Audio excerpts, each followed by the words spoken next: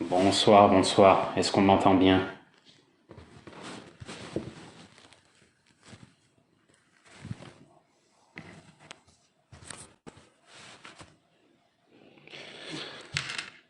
Ok, ok, nickel. En tout cas, j'espère que vous allez bien. Désolé, j'étais en train de virer quelque chose rapidement à côté là. C'est un truc que je dois rendre. Euh... Ouais, donc bon, je pense que l'affiche elle est quand même assez parlante, hein. J'ai pas besoin de dire plus, hein. C'était par rapport à ce que Melakou disait hier. D'ailleurs, tu peux monter à Melakou.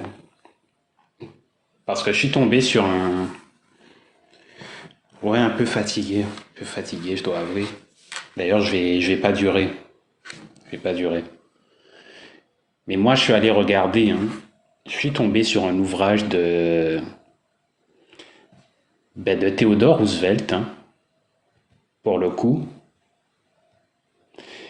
qui s'appelle, attendez, 94, ok. Mes chasses en Afrique, Theodore Roosevelt, traduction par Norbert Sevrestre. Donc, mais c'est quoi ça? Attendez, je reviens.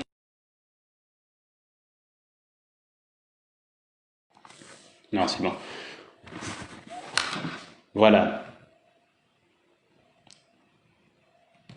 Donc déjà, hein, est-ce que pour vous, hein, ce sont des gens qui sont habilités à venir nous donner des leçons après ce qu'ils ont fait en Afrique, hein? Bon, question toute simple, je pense qu'on a tous la réponse, hein. Voilà.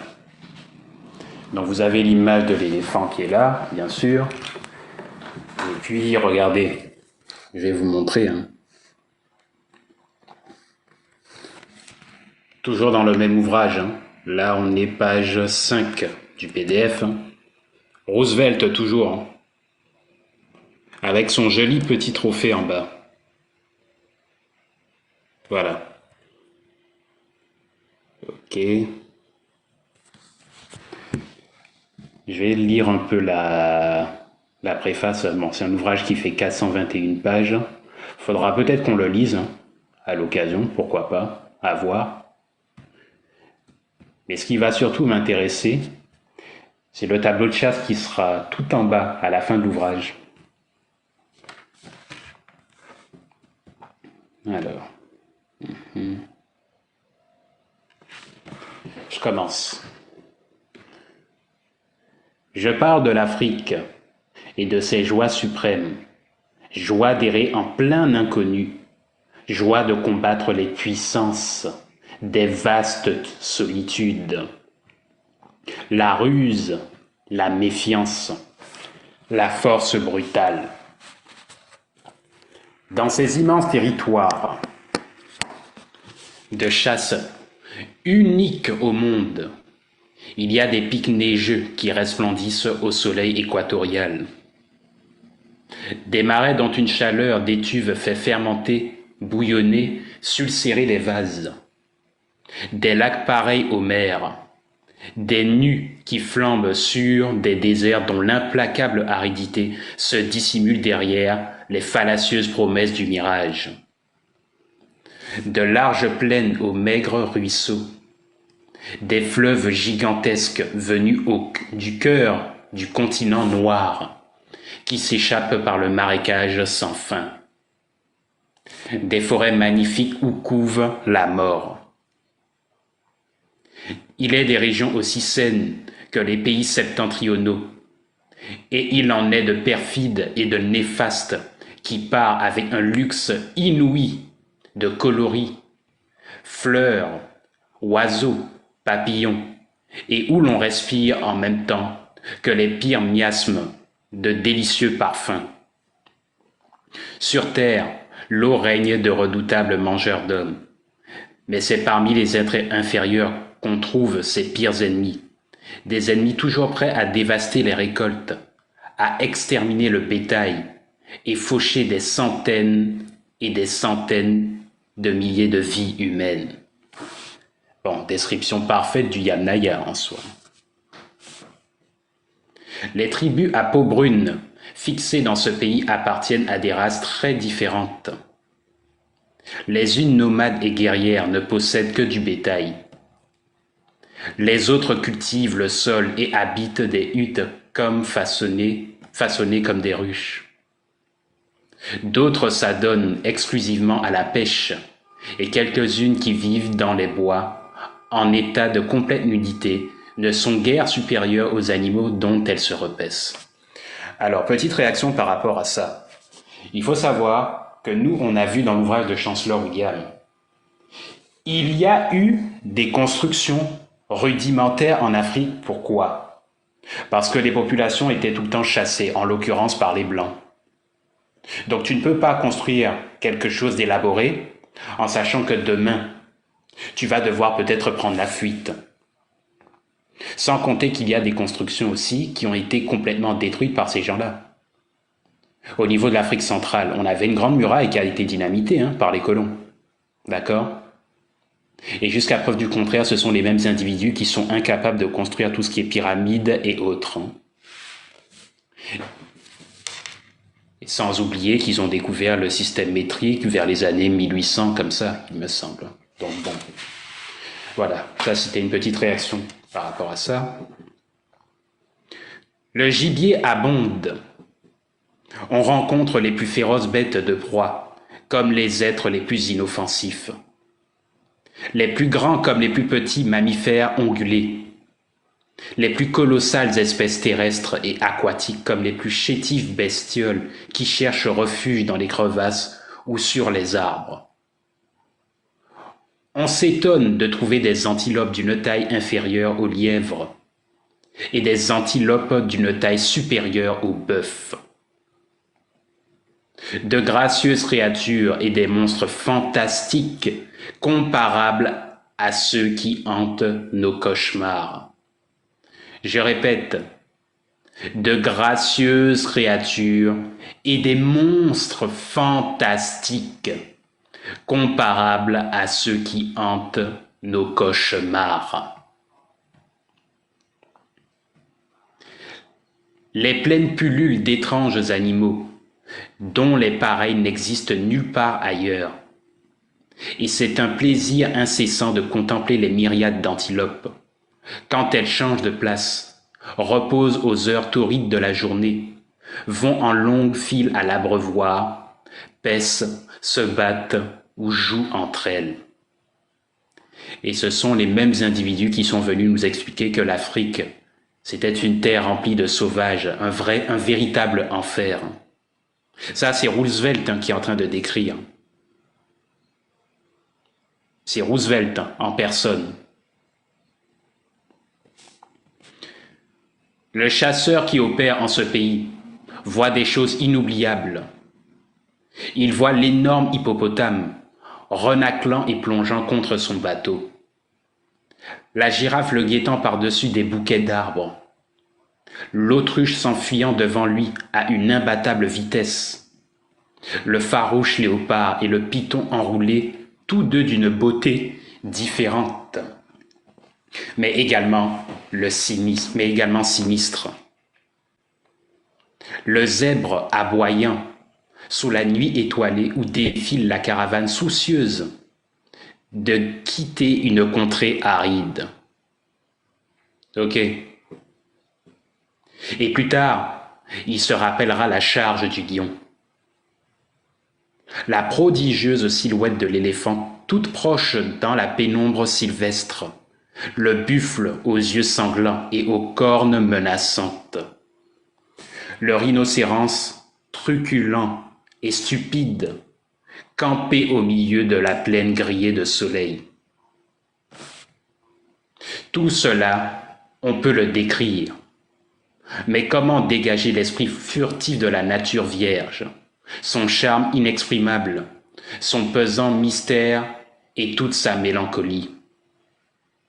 La rude vie d'aventure qu'on y mène, rifle au poing, en contact continuel avec les espèces dangereuses, est faite de plaisir. Je relis. La rude vie d'aventure qu'on y mène, rifle au poing, en contact continuel avec les espèces dangereuses, est faite de plaisir.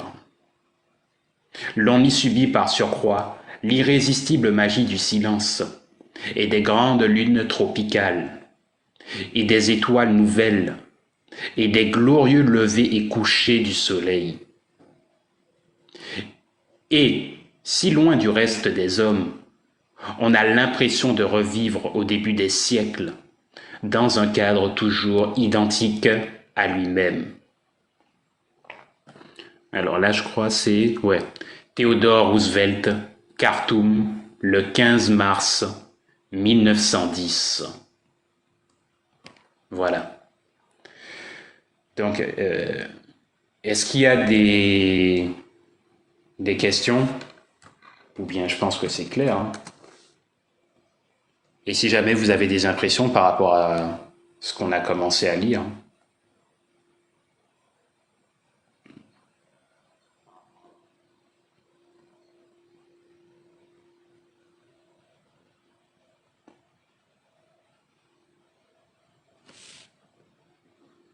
Exactement. Exactement. Mais en fait, quand tu lis le début même, le fait de toujours vouloir être au contact du danger, l'affronter, hein, ils ont toujours besoin de leur dose de sang, ces leucodermes là. Ouais. Non, c'est incroyable. Hein. C'est incroyable.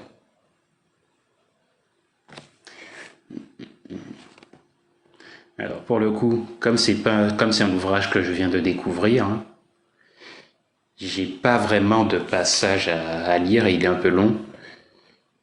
Je vais vous montrer, hein, à la fin de son safari là, combien de bêtes il a tuées. Alors attendez un instant. Après j'ai d'autres documents à côté aussi que je vais lire bien évidemment.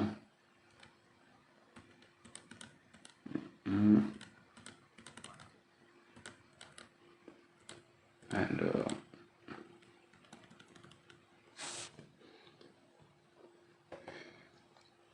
Voilà.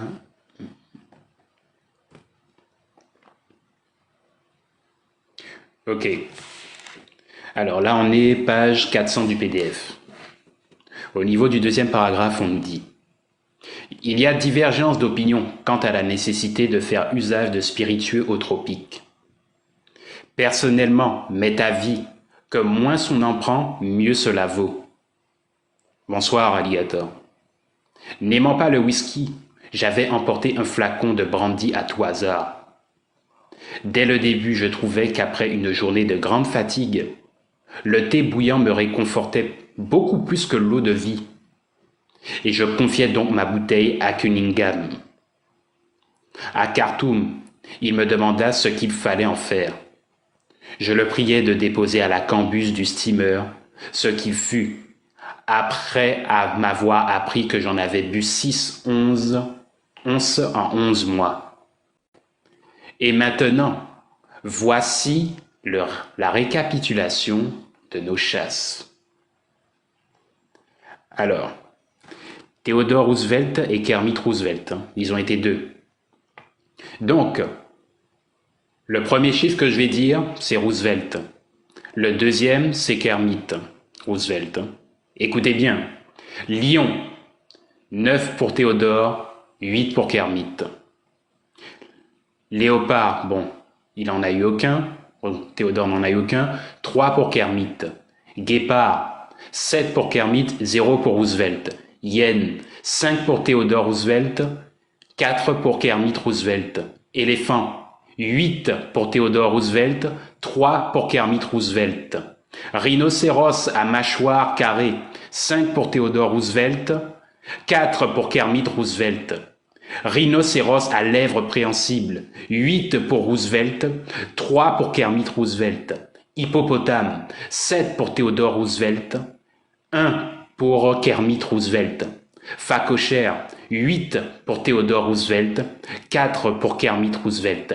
Zèbre commun, 15 pour Theodore Roosevelt, 4 pour Kermit Roosevelt. Zèbre de Grévy, 5 pour Theodore Roosevelt, 5 pour Kermit Roosevelt. Girafe, 7 pour Theodore Roosevelt, 2 pour Kermit Roosevelt. Buffle, 6 pour Theodore Roosevelt, 4 pour Kermit Roosevelt. Élan géant, 1 pour Roosevelt, Theodore Roosevelt, 2 pour Kermit Roosevelt. Cana, 5 pour Theodore Roosevelt, 2 pour Kermit Roosevelt. Bongo, 2 pour Kermit Roosevelt, 0 pour Theodore Roosevelt. Les Koudous, 0 pour Theodore Roosevelt, 2 pour Kermit Roosevelt. Situntunga, 0 pour Theodore Roosevelt, 1 pour Kermit Roosevelt. Bushbucks de l'Est africain, 2 pour Theodore Roosevelt, 4 pour Kermit Roosevelt. Bushbuck de l'Ouganda, 1 pour Theodore Roosevelt, 2 pour Kermit Roosevelt. Bushbuck du Nil, 3 pour Theodore Roosevelt, 3 pour Kermit Roosevelt. Sable, 0 pour Theodore Roosevelt, 3 pour Kermit Roosevelt. Rouen, 4 pour Theodore Roosevelt, 5 pour Kermit Roosevelt. Oui, oui, c'est pour 2 chasseurs. C'est pour 2 chasseurs, oui, oui. Oryx, 10 pour Theodore Roosevelt, 3 pour Kermit Roosevelt. Wild Beast, 5 pour Theodore Roosevelt, 2 pour Kermit Roosevelt. Art Beast de Newman, 0 pour Theodore Roosevelt, 3 pour Kermit Roosevelt. Art Beast de Coke, 10 pour Theodore Roosevelt, 3 pour Kermit Roosevelt. Art Beast de Jackson, 14 pour Theodore Roosevelt, 7 pour Kermit Roosevelt. Art Beast de l'Ouganda, 1 pour Theodore Roosevelt, 3 pour Kermit Roosevelt. Art Beast du Nil, 8 pour Theodore Roosevelt, 4 pour Kermit Roosevelt. S'il le faut, je vais montrer après, ou bien je vais publier carrément. Il faut que je publie ça. C'est énorme pour 2 chasseurs. Topis, 12 pour Theodore Roosevelt, 4 pour Kermit Roosevelt. Waterbucks vulgaire, 5 pour Theodore Roosevelt, 3 pour Kermit Roosevelt. Sing Sings, 6 pour Theodore Roosevelt, 6 pour Kermit Roosevelt, pardon. Cobbs ordinaire, 10 pour Theodore Roosevelt, 6 pour Kermit Roosevelt. Cobbs de Vaughn, 1 pour Theodore Roosevelt, 2 pour Kermit Roosevelt. Cobbs à oreille blanche, 3 pour Theodore Roosevelt, 2 pour Kermit Roosevelt. Leach Saddle ou Mr. Gray. Ok. Donc, ouais, je crois qu'il y en a 2 autres aussi en bas. Donc, on a un qui a eu... Attendez. Non, Leach Saddle, ok. 3 pour Theodore Roosevelt, 1 pour Kermit Roosevelt. Redbugs Boer, 10 pour Theodore Roosevelt, 4 pour Kermit Roosevelt. Antilope de Chanley, 3 pour Theodore Roosevelt, 4 pour Kermit Roosevelt. Impala, 7 pour Theodore Roosevelt, 5 pour Kermit Roosevelt. Gazelle de Grant, 5 pour Theodore Roosevelt, 3 pour Kermit Roosevelt. Mais c'est ça! Mais j'ai cru que j'étais fou quand j'ai vu ça hier soir. J'ai cru que j'étais fou. Gazelle de Robert, 4 pour Theodore Roosevelt, 6 pour Kermit Roosevelt. Gazelle de Notata, 8 pour Theodore Roosevelt, 1 pour Kermit Roosevelt. Gazelle de Thompson, 11 pour Theodore Roosevelt, 9 pour Kermit Roosevelt. Gérinuk, 3 pour Theodore Roosevelt, 2 pour Kermit Roosevelt. Clispringer, 1 pour Theodore Roosevelt, 3 pour Kermit Roosevelt. Oribis, 18 pour Theodore Roosevelt, 8 pour Kermit Roosevelt. Salut Dallas. Dwickers, 3 pour Theodore Roosevelt, 2 pour Kermit Roosevelt. Steinbucks, 4 pour Theodore Roosevelt, 2 pour Kermit Roosevelt. Dick Dix, 1 chacun. Babouin, 0 pour Theodore Roosevelt, 3 pour Kermit Roosevelt. Singe roux terrestre, 1 pour Theodore Roosevelt, 0 pour Kermit Roosevelt. Singe vert, 0 pour Theodore Roosevelt, 1 pour Kermit Roosevelt. Colobe blanc et noir, 5 pour Theodore Roosevelt, 4 pour Kermit Roosevelt. Serval, 0 pour Theodore Roosevelt, 1 pour Kermit Roosevelt. Chacal, 0 pour Theodore Roosevelt, 1 pour Kermit Roosevelt. Protel, 0 pour Theodore Roosevelt, 1 pour Kermit Roosevelt. Ratel, 0 pour Theodore Roosevelt, 1 pour Kermit Roosevelt. Porc-Épic, 0 pour Theodore Roosevelt, 2 pour Kermit Roosevelt. Autruche, 2 pour Theodore Roosevelt, 0 pour Kermit Roosevelt. Attends, je finis et puis je vais regarder. Alors, ouais. Autruche, 2 pour Theodore Roosevelt, 0 pour Kermit Roosevelt. Grande outarde, 4 pour Theodore Roosevelt, dont une au vol pour Theodore Roosevelt. 3 pour Kermit Roosevelt, dont une en vol. Petite outarde, 1 pour chacune. Grue Cavien Rondos, 2 au vol pour Theodore Roosevelt, 0 pour Kermit Roosevelt. Flamand, 0 pour Theodore Roosevelt, 4 pour Kermit Roosevelt. Wallabies, 1 pour Theodore Roosevelt et 1 pour Kermit Roosevelt au vol. Marabout, 1 chacun. Cigogne, 1 pour Theodore Roosevelt en plein vol et 0 pour Kermit Roosevelt. Ibis, 2 au vol pour Theodore Roosevelt et 0 pour Kermit Roosevelt. Pélican, 1 pour Theodore Roosevelt seulement. Pintade, 5 pour Theodore Roosevelt et 5 pour Kermit Roosevelt. Francolin, 1 pour Theodore Roosevelt, 2 pour Kermit Roosevelt. Aigle pêcheur, 0 pour Theodore Roosevelt, 1 pour Kermit Roosevelt. Vautour, 0 pour Theodore Roosevelt, 2 pour Kermit Roosevelt. Crocodile, 1 pour Theodore Roosevelt, 3 pour Kermit Roosevelt. Monitor, 0 pour Theodore Roosevelt, 1 pour Kermit Roosevelt. Python, 3 pour Theodore Roosevelt, 3 pour Theodore Roosevelt et 1 pour Kermit Roosevelt. Voilà. De plus, nous avions tué avec nos fusils Fox, des oies d'Égypte, des malards à bec jaune, des gousses de sable et différents oiseaux bons à manger ou à collectionner. Kermit et moi, nous étions réservés une douzaine de trophées personnels. À cela près, nous n'avions tiré que dans un but scientifique ou pour nous ravitailler. Nous avions opéré dans les meilleurs territoires de chasse du monde, mais nous n'avions pas tué le 10e, que dis-je, le 100e des pièces que nous aurions pu abattre si nous l'avions voulu. Un tel tableau ne saurait donc donner qu'une faible idée de la valeur d'un homme en tant que chasseur et ne prouve rien en ce qui concerne l'intérêt et la valeur de la mission dont il était chargé. Alors il dit ça. Vous savez, au total, ça fait combien d'animaux qui ont été tués par ces gens-là? Donnez-moi vos réponses. À votre avis, combien ils en ont tué au total?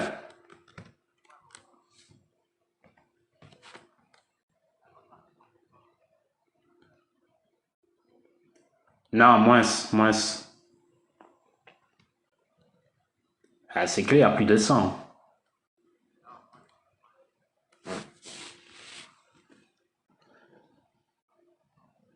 Ouais, c'est ça, pas loin la panthère.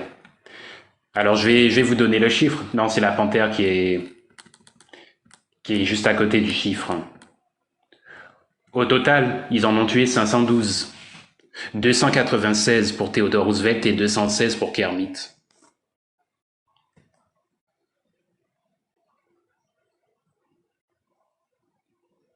Tout ça pour leur safari. Hein.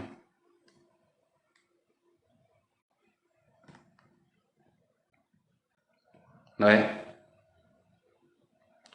Donc quand on a aujourd'hui des Blancs qui viennent chez nous pour nous expliquer qu'ils vont construire des réserves pour pouvoir protéger les animaux, est-ce que vous pensez que ces gens-là sont légitimes? 2 individus seulement, 2. Ils en ont tué 516. Et ça, je reste persuadé que c'est ceux qu'ils ont déclarés, tout simplement. Puisqu'il te dit aussi, hein, ils auraient pu tuer d'autres. Mais bon, en tant que bons samaritains, ils en ont épargné quelques-uns. Hein? Deux individus, 516 bêtes au total.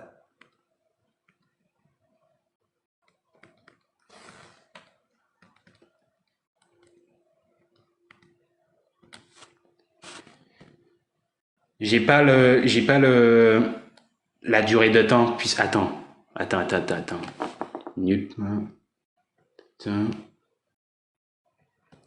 Non, je l'ai pas. Ça doit être au milieu de l'ouvrage, mais il faut qu'on le lise pour savoir.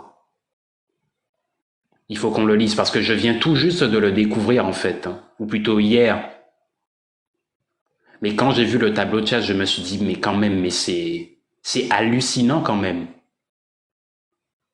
C'est hallucinant.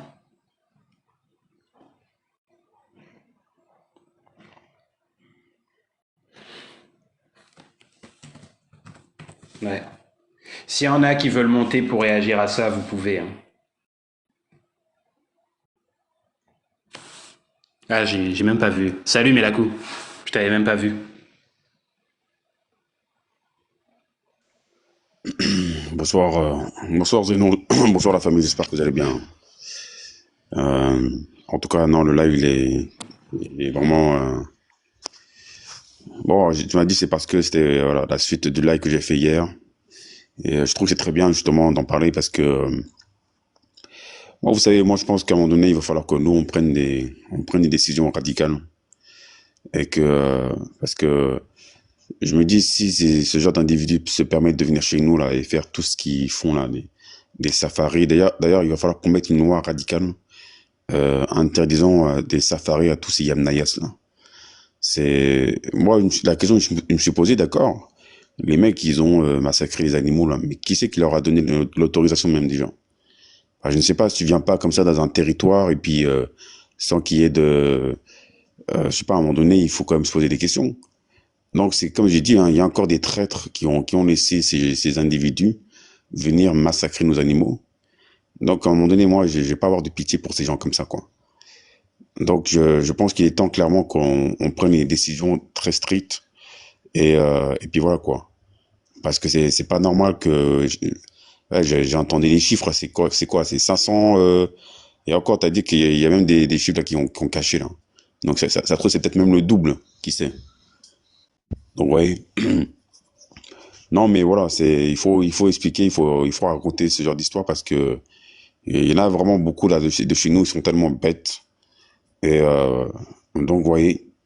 Donc c'est-à-dire que pendant très longtemps, ils faisaient la chasse à l'homme durant la traite négrière, la machin. Et comme ils ne peuvent plus maintenant, bah, maintenant ils vont se défouler sur nos animaux. Voilà. Mais à un moment donné, jusqu'à quand on va accepter encore leur magouille? Moi, je ne sais pas la famille, hein, mais moi, toutes ces histoires, ça commence vraiment à me saouler, quoi. C'est encore pour vous montrer le niveau de laxisme qu'on a et à laisser n'importe qui venir chez nous pénétrer. Mais à un moment donné, il faut quand même prendre ses responsabilités, vous savez, hein. Moi, je dis, hein, c'est bien d'accuser l'ennemi de l'extérieur.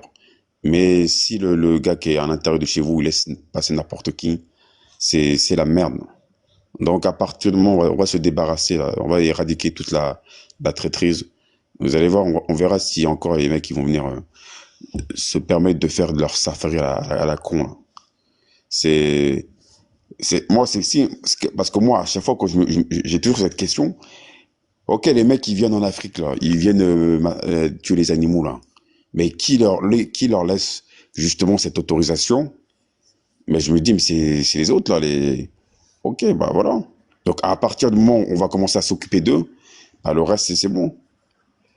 Donc, voilà, moi, je me dis, hein, tous les locaux d'âme, là, les Libanais, machin, là, tous ces peuples à la con, il va falloir on va régler vos problèmes sérieux, hein. C'est eux, là, vous allez être même plus en sécurité en Afrique, hein. Partout, là, je dis bien. C'est pas possible, quoi. Vas-y, Zeno, hein. J'écoute. Ouais, mais c'est clair parce que tu vois, aujourd'hui, ça tombe très bien parce que je vais lire un document tout à l'heure, je crois que c'est en Afrique du Sud, mais t'as des trucs qu'ils ont aménagés pour pouvoir faire ce genre de choses-là, des safaris. Voilà, c'est grave. Ah, tu vois, d'ailleurs, en plus, j'avais même pas fait attention. La photo que j'ai mise là, je savais même pas que c'était lui. C'est Theodore Roosevelt en personne. Voilà. Et ça, c'est... Attendez, parce que quand je regarde sa biographie, voyage en Afrique et en Europe entre 1909 et 1910. Attendez, ils sont en train de nous dire qu'il a fait ça en un an.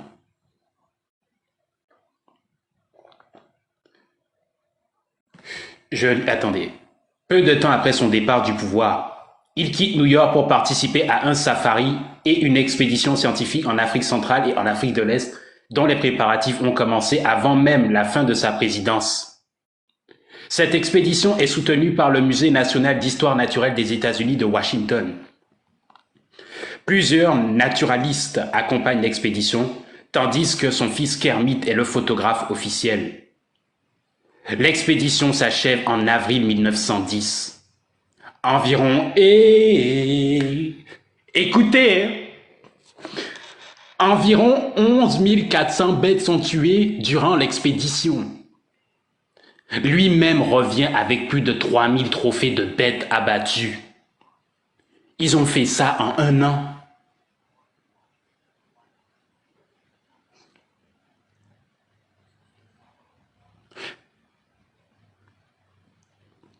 Ah, il est descendu, je n'avais même pas vu. Non, non, parce que, vous savez, nous on rigole pas ici, là. Regardez, vous allez voir. Il est juste là, c'est la même photo que j'ai mise. Regardez. Voyage en Afrique et en Europe, 1909-1910. Peu de temps après son départ du pouvoir, il quitte New York pour participer à un safari et une expédition scientifique en Afrique centrale et en Afrique de l'Est, dont les préparatifs ont commencé avant même la fin de sa présidence. Cette expédition est soutenue par le Musée national d'histoire naturelle des États-Unis de Washington. Plusieurs naturalistes accompagnent l'expédition, tandis que son fils Kermit est le photographe officiel. L'expédition s'achève en avril 1910. Oui, oui, c'est lui, Wakam, lui-même en personne, Theodore Roosevelt, l'ancien président américain. Environ 11 400 bêtes sont tuées durant l'expédition. Regardez, 11 400 bêtes. Lui-même revient avec plus de 3000 trophées de bêtes abattues. Donc ça confirme ce qu'il disait dans l'ouvrage il y a quelques instants, quand il te disait « nous aurions pu en tuer plus ». Mais en fait, ils en ont tué plus. 11 400, et tout ça pour une durée de 1 an.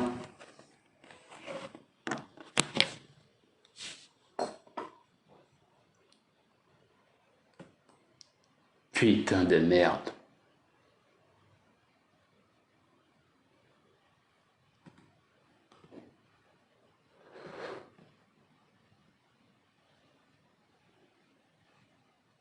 Je sais même plus quoi dire en fait.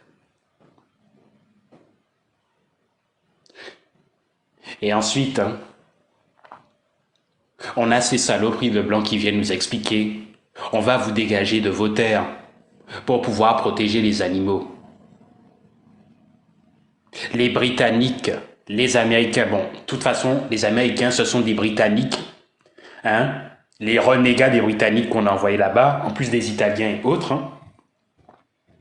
Les Occidentaux de façon générale, hein, 11 000 bêtes, 11 400 en un an. Et aujourd'hui, ils viennent en Afrique nous dire « non, on va protéger les animaux ». Est-ce que vous pensez qu'après avoir fait ça, on peut encore tolérer ces gens-là chez nous? Et ceux qui sont en train de nous sortir, justement.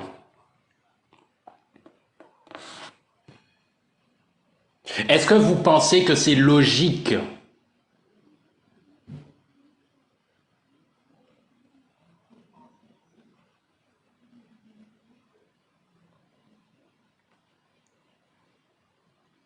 Putain. En un an quand même, hein.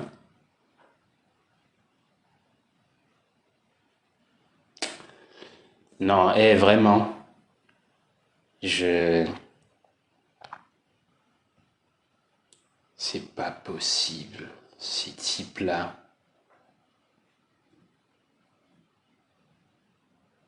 Non, mais c'est vraiment quelque chose, hein.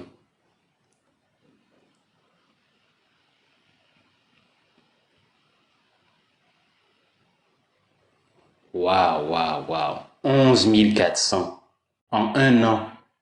Et lui, il en a rapporté 3 000. 3 000 trophées. Est-ce que vous savez ce que ça représente même 3 000? Voilà, il y avait quelqu'un qui était là. Salut Wakam. Salut, salut. Il y avait, ouais, effectivement, il y avait un gars qui est monté avant. Peut-être monté par erreur.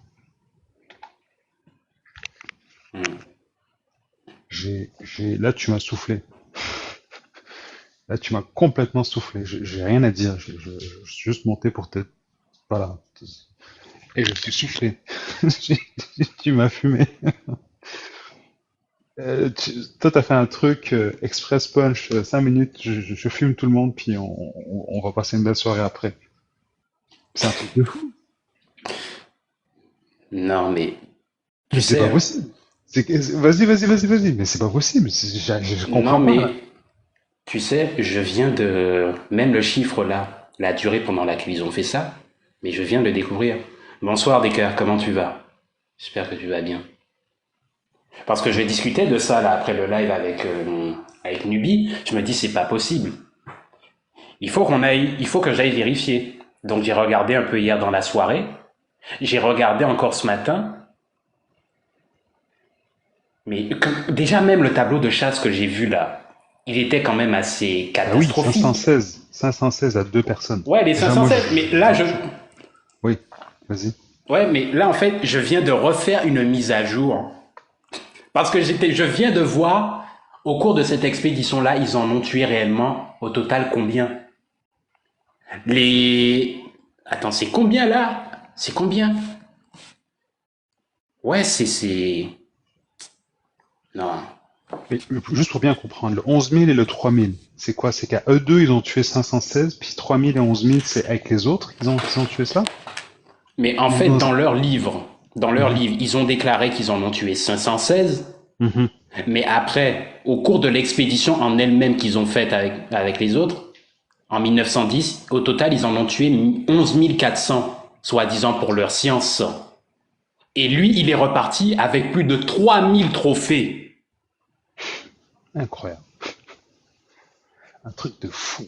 Puis le gars, c'est un gars connu, président américain et tout. C'est pas, voilà, quoi. C'est tranquille, quoi. Je me balade, je suis chez moi, je fais ce que je veux, et je rentre chez moi.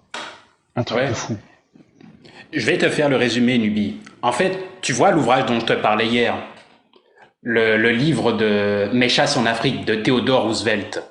On l'a lu. On a détaillé toute la liste des choses qu'ils ont tuées, lui et son fils Kermit Roosevelt. Au total, il y en a eu 516. Ça, c'est ce qu'ils ont déclaré dans le livre. Mais après, on va regarder sur Internet, le voyage, il a duré entre 1909 et 1910. Et on te dit à un moment donné, hein, l'expédition s'achève en avril 1910. Environ 11 400 bêtes sont tuées durant l'expédition. Lui-même revient avec plus de 3 000 trophées de bêtes abattues. Et il te dit bien à un moment donné dans l'ouvrage qu'ils ont épargné certaines bêtes, donc ça veut dire qu'il n'avait même pas tout déclaré là-dedans, à la base. Sans compter ceux qu'ils ont tués pour pouvoir se nourrir.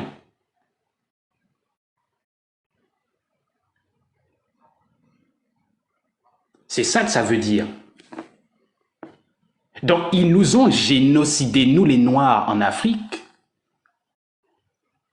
et à peine 2 individus, avec peut-être un petit groupe, regardez ce qu'ils ont fait. Plus de 11 000 bêtes.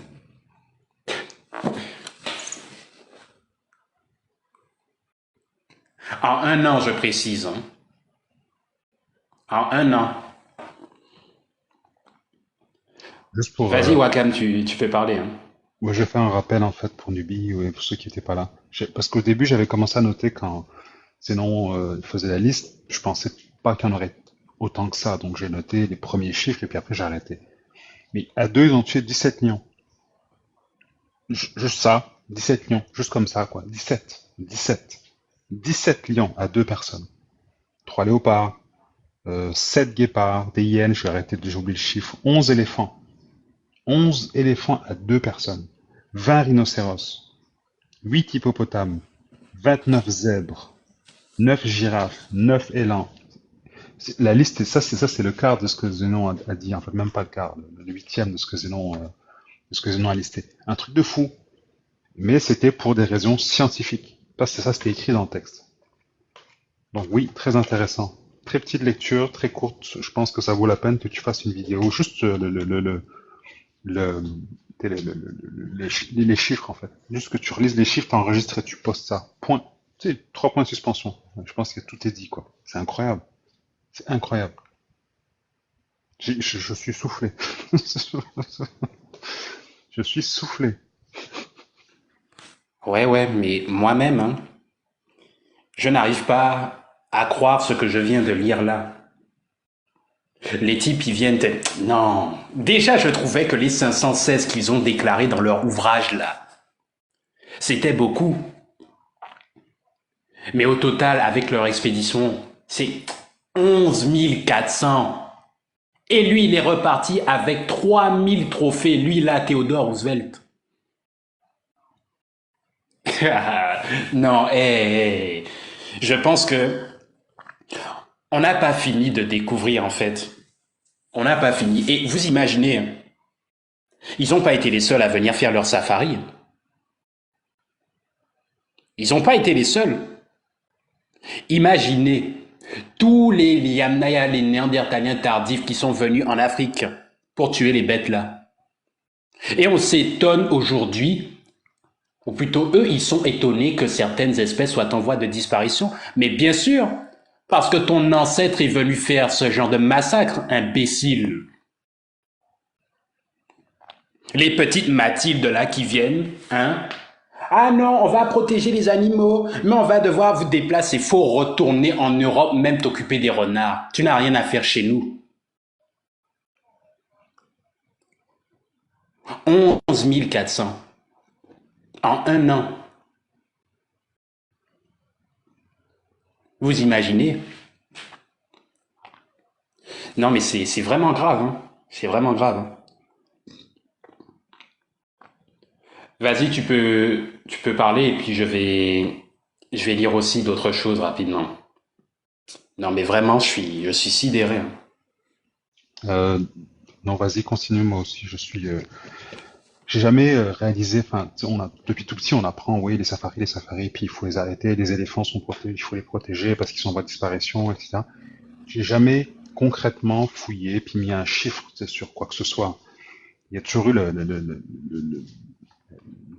l'espèce de truc critique où on se dit, les animaux, il faut les manger, donc tu tues un animal si tu le manges, point. C'est ça la logique, puis on se doutait bien que les trucs de safari, c'était pas, voilà, quand j'étais petit, c'était les zèbres et puis les zèbres et les éléphants, c'était ça qui était en voie de disparition. Il y avait déjà des trucs qui étaient plus là. Mais à 3000, à 512, 3000 ou 11 000, dépendant comment on le compte, à deux personnes, en 1900, donc c'était il y a plus de 100 ans, je me doute bien qu'effectivement, le nombre de safaris n'a pas diminué entre 1900 et puis les années 2000. Et je suis pas surpris finalement qu'on soit dans l'état dans lequel on est. Un peu comme hier, quelqu'un disait, je sais plus qui disait dans le live, euh, dans leur contrée, ils ont exterminé tout ce qu'il y avait, quoi. Puis effectivement, il n'y a plus rien, il n'y a plus rien, il y a plus aucun animal ou plus aucune biodiversité ou très très peu. Et puis nous, on va tranquillement dans le même chemin, quoi. Mais on dit rien, on regarde. Bref, vas-y. Ouais, ouais, non, mais vraiment.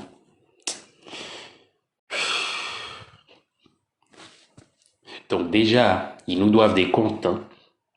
Mais ils doivent des comptes aux animaux. Attendez seulement, on va bien rire. Alors, là, je vais... voilà, c'est surtout sur un site internet, hein, d'accord? Malumba Lodge. Safari chasse Afrique du Sud. Là, c'est sur un site, hein, pour qu'ils puissent aller faire leur safari. Safari chasse.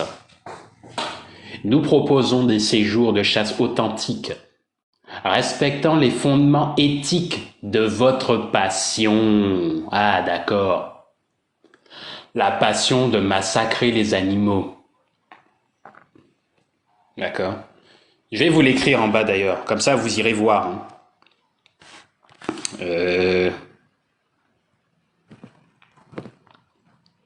Attendez.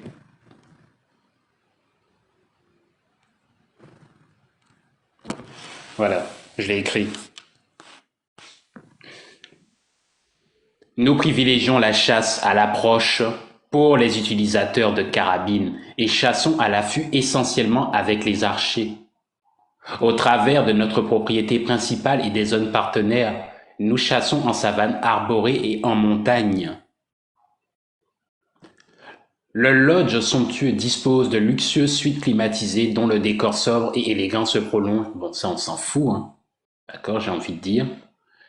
Ok, ouais, plus bas. Cette diversité de biotopes nous permet de faire chasser plus de 50 espèces différentes. Je relis. Cette diversité de biotopes nous permet de faire chasser plus de 50 espèces différentes. Là, on est en Afrique du Sud. La qualité des trophées reste l'une de nos priorités. Cette qualité est directement liée au faible prélèvement que nous opérons chaque année. Le respect des règles élémentaires de gestion de la faune, respect des sexes ratios, protection de l'environnement, gestion de l'équilibre entre la densité d'animaux et les ressources alimentaires disponibles est un aspect incontournable de la réussite. Mais en fait, vous voulez protéger les animaux. Pourquoi est-ce que vous allez les tuer? Pourquoi est-ce que vous les laissez pas faire leur vie, tout simplement? Ouais, salut, Oui, bonsoir, Zénon. Newton. Oui, ces gens-là, c'est du pur barbarisme, hein. Quand ils sont venus là en Afrique, ils ont fait des chasses de trophées, mais vraiment beaucoup, hein. Les animaux, ils ont souffert, les lions, et ils avaient chez eux, quand tu rentres dans leur maison, tu vas voir sur leur mur, tu vas voir des têtes de lions, de têtes d'antilope, des têtes de... Donc, tous ces qui chassent là, et le tête du léopard. Donc, c'est ça qu'ils faisaient à l'époque là. Et maintenant, ils ont des parcs nationaux. Ils sont là en train de dire qu'ils sont en train de protéger leurs animaux, les animaux, et ils ont des parcs nationaux, des hectares qui sont pour eux, qui ont même leur nom, les noms de blancs, comme parc national, j'ai oublié ça, non, de blanc, comme le lac Victoria Lake. Donc c'est vraiment grave. Moi, ça me dégoûte. Ça me dégoûte vraiment. Ouais. Nous, les Africains, on était avec nos animaux en paix. On n'avait même pas besoin, oh, le parc national. Non, on était avec eux en symbiose, avec la nature et avec nos animaux. Et si on les chassait, c'était pour utiliser, par exemple, la peau du léopard pour des choses utiles, pas pour le plaisir. Comme eux, ils ont fait, ils ont tué des milliers des animaux pour le plaisir. Ils ont pris nos animaux, ils les ont mis dans des cages, dans les eaux. Il y a je vois des animaux là en Occident, dans les cages, ça me fait mal, ça me fait tellement mal. Nos léopards, nos lions dans des cages, nos gorilles, ils les mettent dans des cages, dans un prison. Ouais, voilà, c'est tout ce que j'ai à dire, hein. Ok, merci. Bonsoir la panthère. Bonsoir Zénon, bonsoir tout le monde, j'espère que tout le monde va bien. Ben moi, ce que j'avais à dire, je comprends mieux maintenant quand je vois, par exemple, les safaris et que les animaux s'excitent, leur sautent dessus, les lions commencent à rugir, mais de manière féroce, les rhinos, ils chargent et tout ça. Pourquoi? Bah parce que les animaux ont une mémoire. Eux aussi, leurs parents leur transmettent certaines choses quand ils viennent au monde et c'est ancré en eux. C'est des traumas en fait qui remontent à la surface. Ils savent, les animaux, qui sont ces gens-là depuis le début. Et donc, franchement, la seule solution, c'est qu'ils disparaissent, hein, parce qu'ils ne changeront pas. Ça, il faut bien l'intégrer, l'enregistrer. Ils ne changeront jamais. Donc, bah, faut être impitoyable, œil pour œil, dent pour dent. Et d'ailleurs, on ne pourra jamais avoir réparation. Dites-vous bien ça dans vos esprits, parce qu'ils en ont trop fait. Ça dépasse l'entendement. C'est trop de trop. Donc, la nature est en train de nous aider, heureusement, à accélérer leur disparition. Voilà. Et plus ça va aller dans le temps, plus bah, ces gens-là, ben, on en verra de moins en moins. Voilà. Il y aura plus que des noirs et beaucoup de métis, hein, parce qu'il y a énormément de métis, il faut pas l'oublier. Moi, j'ai rien contre, hein. Voilà, c'est pas de leur faute, ils ont pas demandé à venir au monde métissé. Et donc, pour en revenir à ce que je disais, il n'y aura plus que des noirs et des métis. Voilà. Et ça sera amplement mérité parce que les leucodermes, ça dépasse l'entendement. Là, je suis choquée des chiffres que tu as donnés. Moi, vous savez, je regarde souvent tout ce qui est nature, la faune, la flore, j'adore. J'ai beaucoup appris en regardant les documentaires animaliers. Pour vous dire, bon, ça m'avait touché quoi. Un orque, en fait, qu'ils avaient pris, ils l'avaient mis, vous savez, dans leur truc là. Pas, comment ça s'appelle pour les dauphins, les orques? En Floride, ça amusait soi-disant la galerie, etc. Et l'orque, ils l'ont pris bébé. Écoutez bien. Et il a passé peut-être 50 ans là-dedans. Et à la fin, en fait, il avait plus de force, il allait s'éteindre, il allait mourir, quoi, transitionner. Et du coup, ils l'ont ramené là où ils l'avaient pris, vers le pôle Nord, et il a pu mourir avec les siens en paix. Et j'étais choquée, tellement choquée que bah ça m'a traumatisée. J'ai pleuré, j'arrêtais pas de pleurer en regardant ça. C'est normal, hein, je suis humaine, vous voyez. Et pareil pour une lionne aussi, c'était à peu près la même chose, mais non, non, c'est un véritable génocide des animaux en fait, hein. Donc ça ne m'étonne absolument pas qu'il y ait beaucoup d'espèces en voie de disparition, et il faut les libérer également des eaux, voilà, parce que les eaux c'est la tôle pour les animaux. Ben oui, c'est comme si on prend un être humain, on le met en prison, alors qu'il n'a strictement rien fait, il est innocent. Ben là, c'est exactement pareil pour les animaux. Voilà ce que j'avais à dire. Merci Zénon, mais en tout cas, je suis choquée. Le livre, je vais l'acheter. Celui-là, je vais le lire.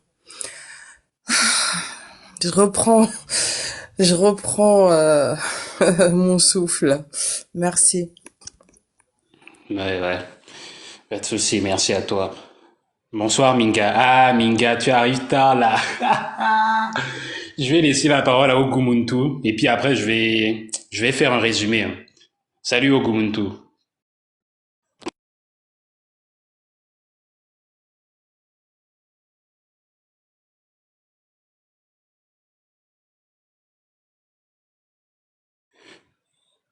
On t'entend pas là. On t'entend pas, ton micro est ouvert, mais je sais pas si t'as un problème.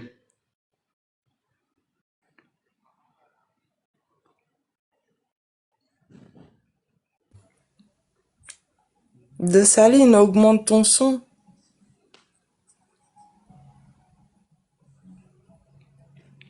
On t'entend pas, Ogumuntu. Il a peut-être Attends. un problème de micro ou de réseau. Ouais. Attends, je te fais descendre et remonte.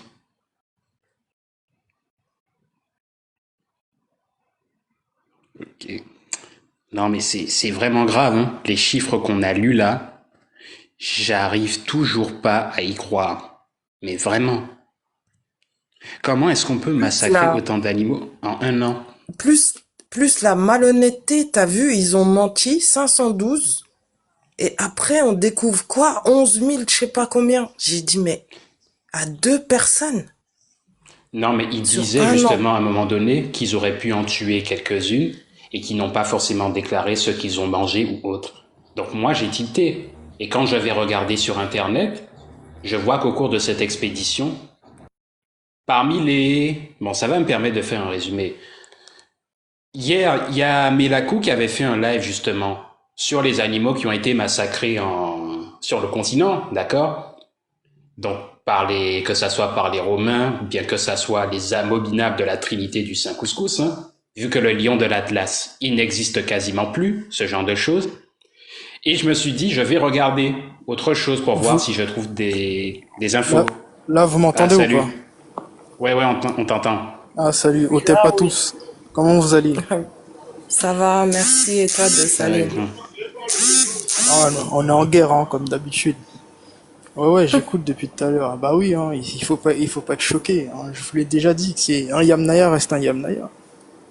Donc ça veut dire que c'est à nous d'informer la jeunesse.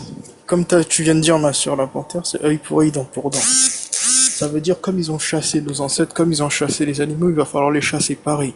Il faut accélérer leur disparition. Moi, c'est tout ce que je demande, qu'on accélère leur disparition. Qu'on chasse le Yamnaya partout où il se trouve. Voilà. Mais j'écoute mon frère, j'écoute. Ouais, ok. Donc je reprends le résumé. Du coup, on a le président américain Theodore Roosevelt qui est allé faire un safari entre 1909 et 1910. Et on a lu l'ouvrage qui s'appelle, attendez, je vous donne le titre, Mes chasses en Afrique. Theodore Roosevelt, traduction par Norbert Sevestre. D'accord? Donc plus bas, vers la fin de l'ouvrage, il a donné en fait le compte des chiffres des animaux qu'il a abattus. Hein. Attendez, je descends. Ouais. Avec son fils, Kermit Roosevelt. La quantité d'animaux déclarés qui ont été massacrés, au total, on avait 296 pour Roosevelt et 216 pour Kermit Roosevelt. Enfin, Theodore Roosevelt, c'est 296 et son fils, Kermit Roosevelt, c'est 216. Et au total, il y en a 512. Ça, c'est ce qu'il a déclaré dans l'ouvrage. Et il te raconte un peu plus bas. De plus, nous avions tué avec nos fusils phoques des oies d'Égypte, des malards à bec jaune, des gousses de sable et différents oiseaux bons à manger ou à collectionner. Kermit et moi, nous nous étions réservés une douzaine de trophées personnels. D'accord? Donc quand il dit ça, moi je me disais, mais s'il le formule de cette façon, c'est qu'il y a certains qu'il n'a pas déclaré. Et quand on va regarder la biographie de Theodore Roosevelt, que je vous invite à aller faire, hein, je vais lire Voyage en Afrique et en Europe, 1909-1910, donc sur une période de 1 an. Peu de temps après son départ du pouvoir, il quitte New York pour participer à un safari et une expédition scientifique en Afrique centrale et en Afrique de l'Est, dont les préparatifs ont commencé avant même la fin de sa présidence. Cette expédition est soutenue par le Musée national d'histoire naturelle des États-Unis de Washington. Plusieurs naturalistes accompagnent l'expédition, tandis que son fils Kermit est le photographe officiel. L'expédition s'achève en 1910. Environ, écoutez bien, 11 400 bêtes sont tuées durant l'expédition. Lui-même revient avec plus de 3000 trophées de bêtes abattues.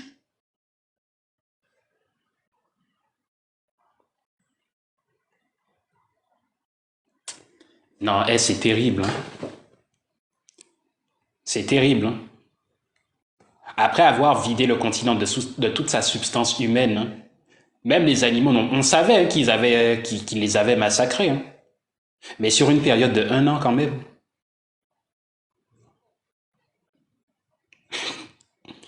Et on a les mêmes blancs aujourd'hui qui viennent nous expliquer on va créer des réserves en Afrique pour pouvoir protéger les animaux.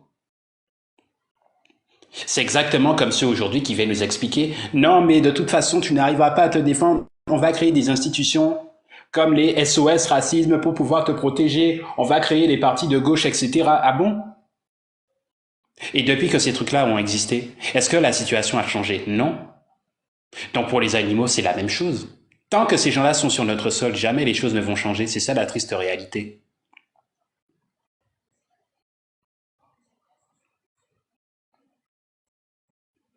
Putain. Eh mais là, faut dire quelque chose. Hein. Je sais pas si tu es là, Non, Laco. ouais, je suis là, la famille. Bon, là, j'ai bientôt me préparer pour aller manger avec des frères sénégalais, un beau petit bout de viande, la famille. Donc voilà. Non, moi, sincèrement, c'est que moi, j'ai dit, hein, à un moment donné, il va falloir que nous, on soit radical et que on mette les choses au clair. Parce que moi, ces gens-là, en fait, c'est même pas eux le problème. C'est même pas eux. Si ces gens-là peuvent se permettre de venir foutre la merde chez nous, là, avec massacrer nos animaux, c'est on leur laisse la possibilité, c'est tout. Moi, j'ai dit, hein, c'est pour ça, moi, j'ai toujours été contre les histoires de safari, là. Tous ces amnégas de merde, il faut les dégager. Il faut les foutre dehors, là, qui viennent plus toucher à nos animaux. Ouais, vous avez parlé des zoos ici, là. Même moi, là, les zoos, là, les trucs, zoos d'Amnéville, zoos Tycoon, machin chose. Ça devrait même pas exister, ces trucs-là. Ça devrait être même boycotté. Parce que comment ça, le mec qui vient chez nous, il prend nos animaux. Et on voit que, moi, j'ai vu des reportages de la famille. Non, franchement, c'est chaud parce que, ouais, vraiment la condition des animaux, comment ils sont mis. Vous savez que les animaux, ils ont comme des émotions. Hein. Ça, je vais pas vous l'apprendre. Les animaux, vous savez, ils n'oublient jamais c'est pas comme certains nègres de merde, là, tellement débiles. Ils n'oublient jamais leur bourreau, ceux qui ont leur fait du mal. Euh, et il y a des animaux, vous savez, ils sont suicidaires. C'est-à-dire que quand ils sont pas bien, ils sont pas dans leur environnement adéquat, eh ben, ils se suicident. Moi, j'ai vu des reportages, là, sur Arte, où on vous disait qu'il y avait des animaux qui étaient pris dans les eaux et tout. Et puis, voilà, ils se laissaient mourir, hein, comme ça. Donc, vous voyez. Donc, tout ça, c'est parce qu'à un moment donné, il faut, nous, de notre côté, on mette des lois drastiques et qu'on arrête de prendre n'importe qui chez nous. Et voilà, sous prétexte que ça va nous donner des sous. Mais à un moment donné, il faut arrêter la famille. Moi, je dis, soyons radicaux, arrêtez d'accepter ces gens-là. Ils viennent chez nous, ils foutent la merde tout le temps, depuis le temps qu'ils ont mis les pieds là. J'ai dit, hein. Hier, j'ai parlé de l'Empire romain là, qui ont massacré je sais pas combien d'animaux avec le lion de l'Atlas. Je rappelle que dans le nord de l'Afrique, là, ce qu'on appelle aujourd'hui le Maghreb, il y avait le lion de l'Atlas. Hein. Il y avait aussi les éléphants là, les éléphants d'Afrique du Nord. Ouais, plein d'autres animaux là. Pareil, le léopard et bien d'autres animaux qui ont quasiment disparu parce qu'ils ont été trop chassés par ces mabous de Yamnayas. Donc voilà. Donc moi je dis à un moment donné, c'est à nous aussi de mettre les choses au clair. Et si on fait rien, bah les mecs ils vont continuer. Hein. Moi je vous dis, ces gens-là ils sont dans leur rôle. Tant ils ne rencontrent pas à un moment donné une réciprocité, ça va continuer. C'est toujours le même problème en fait. À un moment donné, c'est tout. Hein. Voilà. Non, mais pour moi, c'est clair. C'est clair. Parce que tu vois, je lisais un truc d'ailleurs tout à l'heure, là, en Afrique du Sud. Tu as, attends, Maluma Lodge. Tu vois, donc ils sont en train d'organiser des safaris chasse là-bas, en Afrique du Sud, hein, sous prétexte qu'il y aurait une diversité de biotopes qui leur permet de chasser plus de 50 espèces différentes. Mais j'ai envie de dire, vous voulez protéger les animaux. Pourquoi est-ce que vous n'arrêtez pas de les chasser tout simplement? Je sais pas, mais moi je comprends pas en fait c'est quoi le problème de l'occidental à toujours vouloir chasser pour le sport. Mais pourquoi est-ce que tu vas pas chasser les oiseaux là-bas, les pigeons en Europe? Et ils s'étonnent aujourd'hui qu'il y ait le phénomène qu'on appelle la 6e extinction de masse. Oui, il y a des espèces qui disparaissent, mais 6e extinction de masse, c'est pas des termes qui existent chez nous en Afrique. Ça n'existe pas. Il n'y a que chez le blanc que vous allez voir ça. Ils viennent nous expliquer que oui, non, on est venu nous civiliser. Ah d'accord, mais si on était des sauvages, si on était réellement des sauvages, mais on aurait massacré aussi les animaux. Et pourtant, ça n'a pas été le cas.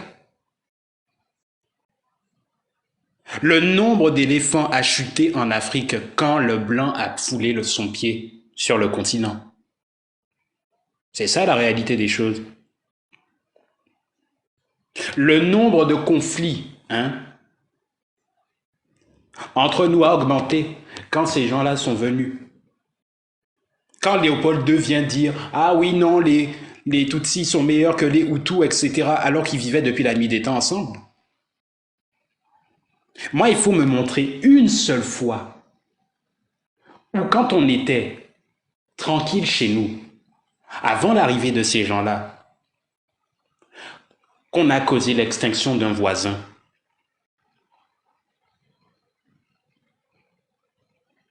Moi, j'attends, et j'ai bien précisé avant l'arrivée des Blancs. Avant leur arrivée. Il faut nous préciser aussi qu'avant leur arrivée, on vendait des êtres humains. Mais quand on voit les ouvrages de Bouemba, on sait parfaitement que c'est faux, puisqu'il te dit clairement que même les comptoirs, c'était des créations artificielles. Donc ça veut dire qu'à la base, ça n'était même pas là. Voilà. Donc ils nous ont massacrés, nous, et ils ont massacré les animaux. Et d'ailleurs, ça continue même jusqu'à aujourd'hui. Puisque le site Maluma Lodge, moi je vous invite à aller le regarder, il est toujours d'actualité. On a aussi les fils de Trump qui font la chasse aux animaux. Là, je suis sur un article, oui, je crois que c'est Challenge. On vous dit, dans la famille Trump, voici les fils chasseurs d'animaux protégés. Ah, en plus, c'est des animaux protégés. On a un champion d'ailleurs qui tient un léopard là sur la photo qu'il a assassiné. Ouais, c'est ça. Ses fils.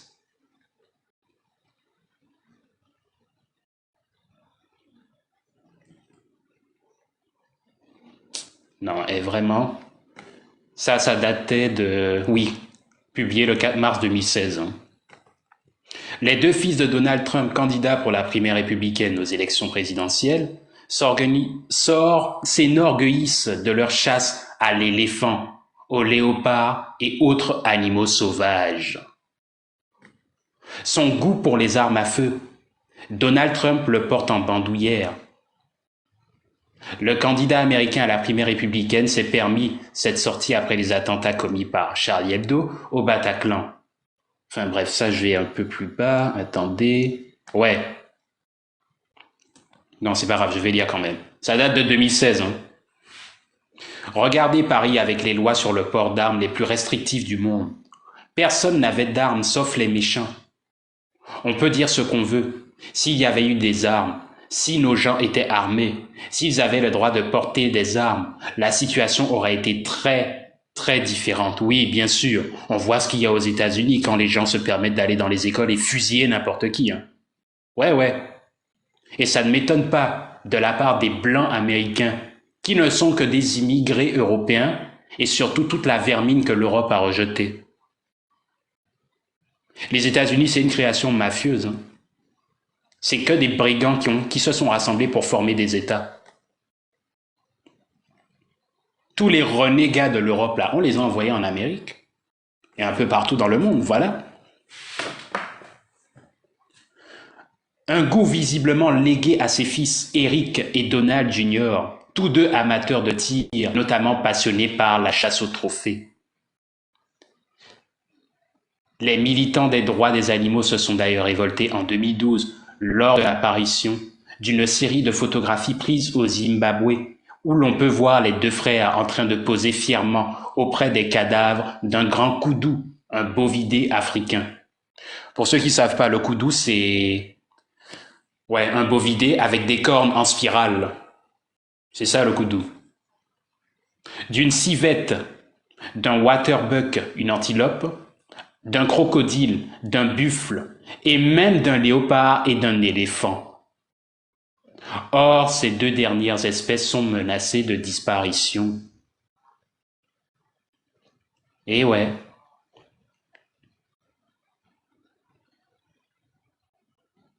Même les fils de Trump sont dedans. Ensuite, on vous dit, ça c'est sur Reporter, les médias de l'écologie. Pour les riches, 200 000 animaux sauvages tués et empaillés chaque année. Ouais, il a tué des éléphants aussi. Là, ça date du 15 avril 2024. Oui, ils vous disent qu'ils veulent faire une proposition de loi visant à interdire l'importation et l'exportation de trophées de chasse devant être votés début février. Mais la majorité présidentielle bloque. Je relis. Une proposition de loi visant à interdire l'importation et l'exportation de trophées de chasse devait être votée début février, mais la majorité présidentielle bloque. Qu'est-ce qu'on est censé conclure? Qu'ils ne veulent pas protéger, tout simplement.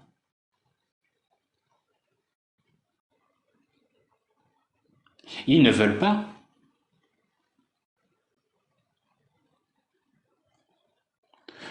On a un champion à l'écran aussi, qui vient tout juste d'abattre un léopard dans la savane.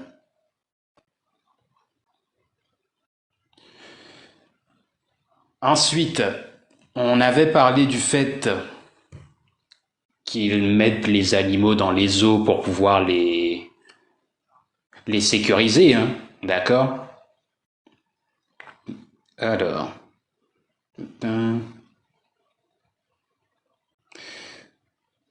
parmi les désavantages à être mis dans une cage,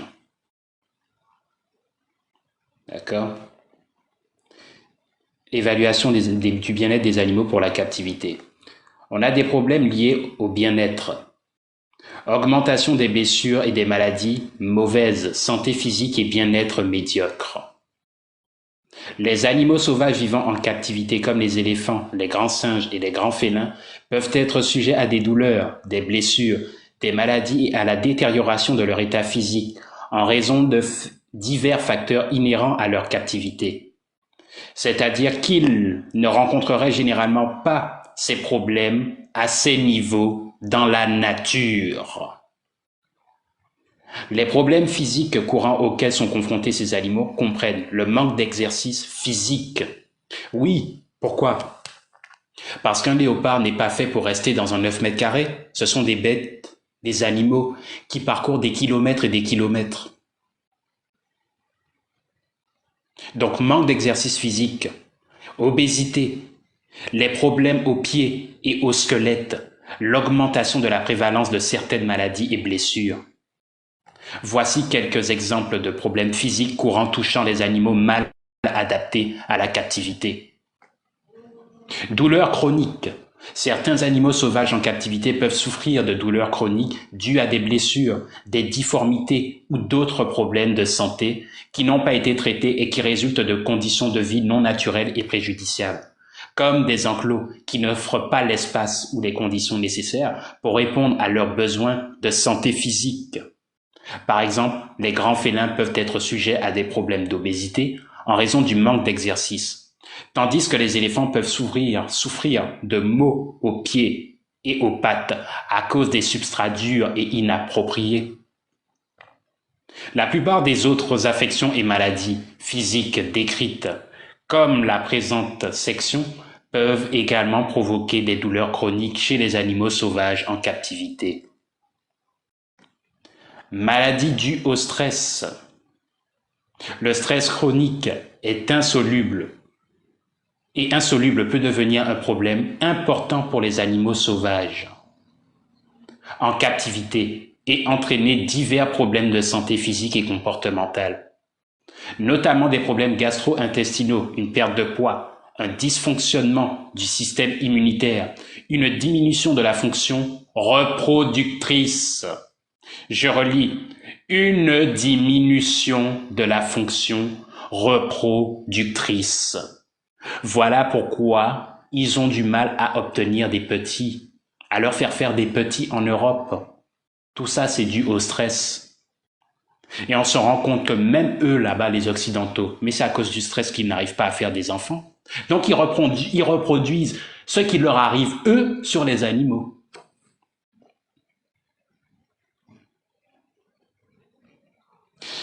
Des changements anatomiques, tels qu'une réduction du volume du cerveau, des lésions rénales et des dommages à l'ADN dans les globules rouges.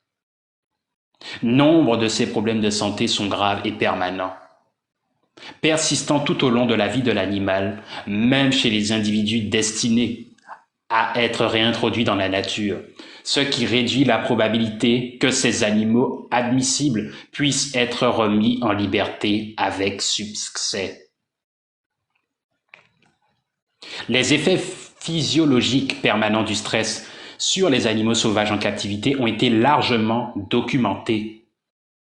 Dans une méta-analyse des changements de masse chez les animaux sauvages en captivité, dont les baleines, des singes, des opossums et des dizaines d'autres espèces, 64% des études ont permis de constater une perte de poids associée au placement initial d'un animal sauvage en captivité, et dans 61% des cas, les animaux n'ont jamais repris de poids, ce qui indique qu'ils s'étaient jamais adaptés à la vie en captivité. 61%. En outre, 42% des études ont révélé une augmentation de concentration de glucocorticoïdes chez des animaux sauvages en captivité, un indicateur biométrique de l'exposition à long terme au stress. Maladies infectieuses. Les maladies telles que la tuberculose, grippe aviaire, les virus de l'herpès entre autres, sont particulièrement fréquentes chez les animaux sauvages en captivité. La tuberculose chez l'éléphant, par exemple, est liée à l'immunodéficience associée à la captivité. Les animaux sauvages peuvent être plus sensibles aux maladies infectieuses en raison d'un système immunitaire affaibli par le stress chronique et un mal-être, dû notamment à un confinement excessif et à de mauvaises pratiques d'élevage. Carence nutritionnelle. Les animaux sauvages en captivité peuvent ne pas recevoir un régime alimentaire approprié, entraînant ainsi une malnutrition, des problèmes dentaires et d'autres problèmes de santé. Par exemple, ok, pas de souci. Bonsoir à tous ceux que j'ai pas vus. Par exemple, une carence en calcium entraînant une maladie osseuse métabolique est une carence nutritionnelle couramment observée chez les animaux sauvages en captivité. Un autre exemple de maladie nutritionnelle courante est la maladie de stockage du fer, due à une alimentation trop riche en fer. Ces types de maladies n'apparaissent généralement pas dans la nature, car les animaux sauvages ont accès à une plus grande variété de sources nutritionnelles et sont en mesure d'ajuster leur apport nutritionnel en fonction de leurs besoins. Ben oui, c'est pas dans les déserts avec tous les arbres artificiels en Europe qu'ils vont pouvoir s'en sortir. Ça, c'est clair et net. Je veux dire, c'est pas avec des tulipes qu'un animal va se soigner.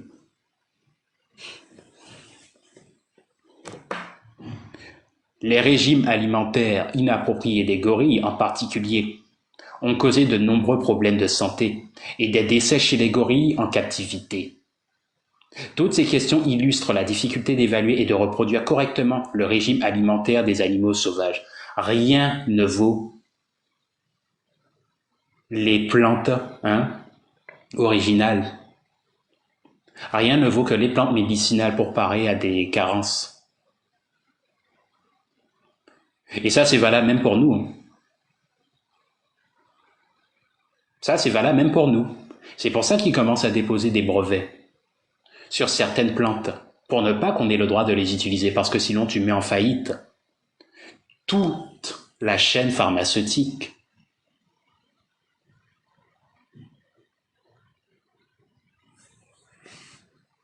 C'est pour ça aussi que tu ne pourras pas trouver de semences viables pour la plupart, parce que c'est eux qui les ont. Tout le reste, c'est des OGM.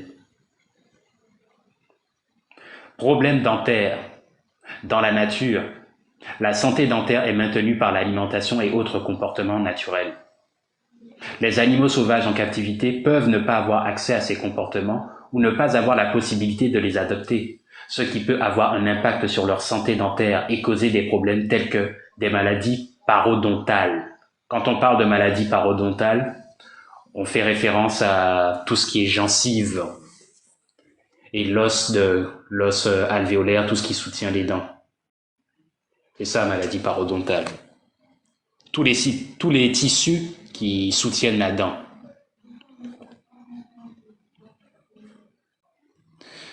Une croissance excessive, des infections, des schémas d'usure anormaux et d'autres problèmes.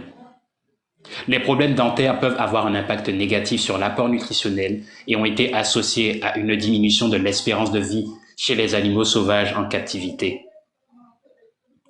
Inconfort physique. Les odeurs non naturelles et l'exposition aux vapeurs des solutions de nettoyage, à l'urine, à la poussière et aux excréments peuvent causer une gêne importante pour de nombreux animaux. En outre, les animaux en captivité sont souvent soumis à des bruits forts et à des vibrations qui ne sont pas naturelles et à des températures inadéquates, à des cycles de lumière non naturels, à de l'éclairage artificiel et à la proximité forcée de l'être humain. Oui, un lion peut entendre bruit à plusieurs kilomètres. Un chien, par exemple, même, un simple chien, il entend des fréquences qui vont de 20 à 20 000 Hertz. Pour les animaux, c'est la même chose, les animaux de la savane. Donc c'est peut-être parce que vous avez un tout petit appareil qui est allumé là comme ça, mais ça peut lui procurer une gêne. Et ça peut le rendre fou.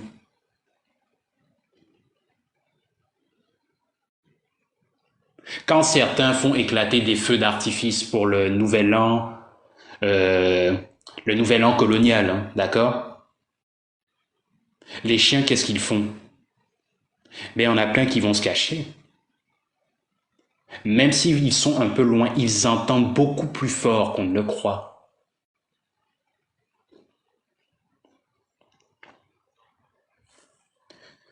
Lorsque les animaux sauvages ne peuvent rien face à ces situations inconfortables et qui sont exposés de manière permanente, il peut en résulter un stress chronique et des répercussions sur leur santé et leur bien-être.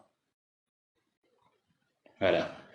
Et bien sûr, il y a, un peu plus bas, incapacité d'exprimer l'ensemble des comportements normaux liés à leur espèce.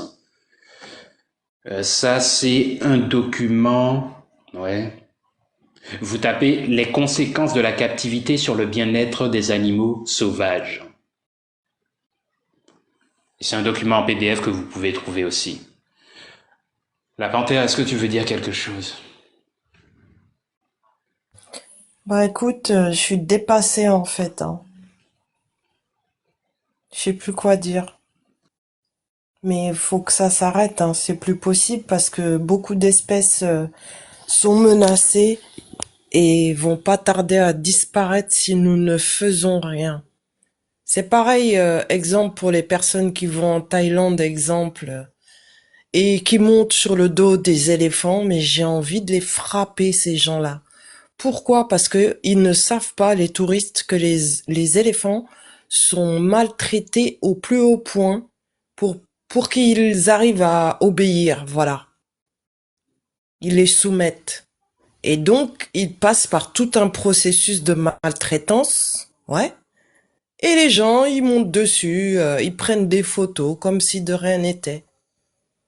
Donc, à un moment donné, stop, quoi. Et je rajouterais aussi que leur cruauté envers nos ancêtres et tous les génocides qu'ils ont commis sur Terre, bah, ils le font aux animaux comme à la faune et à la flore, quoi.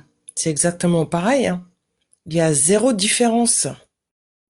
Ils s'en prennent à absolument tout ce qui vit et respire sur Terre. Et ça, c'est inadmissible. S'ils ne sont pas capables de respecter la vie, eh ben, ils n'ont qu'à disparaître. Voilà. C'est la seule et unique solution. Je ne le répéterai jamais assez. Et que personne vienne me traiter de raciste hein, sur TikTok parce que je les connais. Je m'arrête là. Merci. Ouais, merci. Salut Tyron Blast. Salut Zénon, tu vas bien? Bah écoute, après ce qu'on vient de dire là, Ouais, ouais c'est non, vrai, c'est... je comprends. Ouais, non, c'est chaud, hein. C'est vraiment chaud. Ici, moi, je suis en train de voir les... Justement, il y avait aussi des os humains. Je sais pas si t'as déjà entendu ça. Oui, Euh, oui. ouais, à Bruxelles, là, je suis en train de voir des photos. Et là, ouais, tu vois des... Enfin, moi, j'avais pas... J'ai vu ça quand même il y a genre 1 an. Et c'est vrai que quand tu vois les images, non, c'est chaud, franchement. Tu les vois là autour. Enfin, je sais pas si je peux te le montrer. T'as déjà vu peut-être? Ouais, on a déjà vu des photos. Il y Ok, avait Fétiche qui avait fait ok, un ok. live là-dessus. Le dernier, Zoo Humain. Il a fermé en 1994 en Ouais, c'était France. à Nantes, non? Bamboula? Hmm. Ouais. Ouais, ouais. Ouais, non, c'est une folie. Ouais, je sais pas ce qu'ils ont, j'ai l'impression que c'est avec tous les êtres vivants, en fait. Ils ont ce besoin de contrôler, dominer, et ouais. Non, non, non, c'est choquant. Ouais, non, j'ai rien d'autre à dire, je voulais juste savoir si t'avais déjà vu ça, quoi, c'est tout. Ouais, ouais. Non, mais c'est grave, c'est grave. Ah, putain, qu'est-ce que c'est que ces choses-là? Qu'est-ce que c'est que ça? Ça y est, je vais vous dire, hein. Je pense, hein, et tous les animaux qui vont écraser ces gens-là au cours de leur safari, moi, je leur donne raison. Moi, je suis d'accord avec ça. Je suis d'accord. Voilà. Moi, je suis pour que les éléphants viennent, les chargent bien comme il faut. Quand ils sont sur l'eau, que les hippopotames les chargent bien comme il faut. Et puis c'est tout. C'est tout. C'est tout. Moi, je regarde... ouais, je lisais un article là où on te dit, il y avait un chasseur professionnel qui a été trouvé mort lors d'un safari au Zimbabwe. C'était en mai 2017. Un chasseur sud-africain a été tué dans le parc national de Hwang au Zimbabwe, écrasé par un éléphant qui venait d'être abattu, selon les autorités locales et les médias. Mais moi, franchement, mais je ne peux que mettre un applaudissement.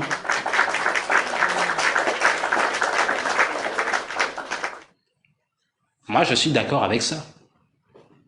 Tous ceux qui vont se faire attaquer, que ça soit par des éléphants, que ça soit par des lions, hein, ben c'est bien fait pour vous. C'est bien fait pour vous.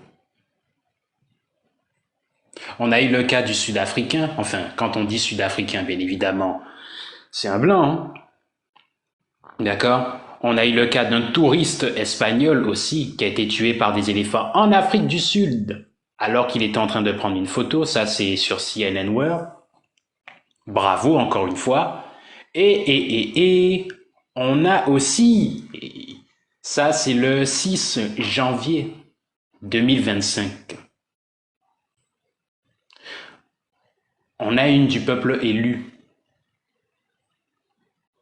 de 30 ans qui a eu aussi un accident.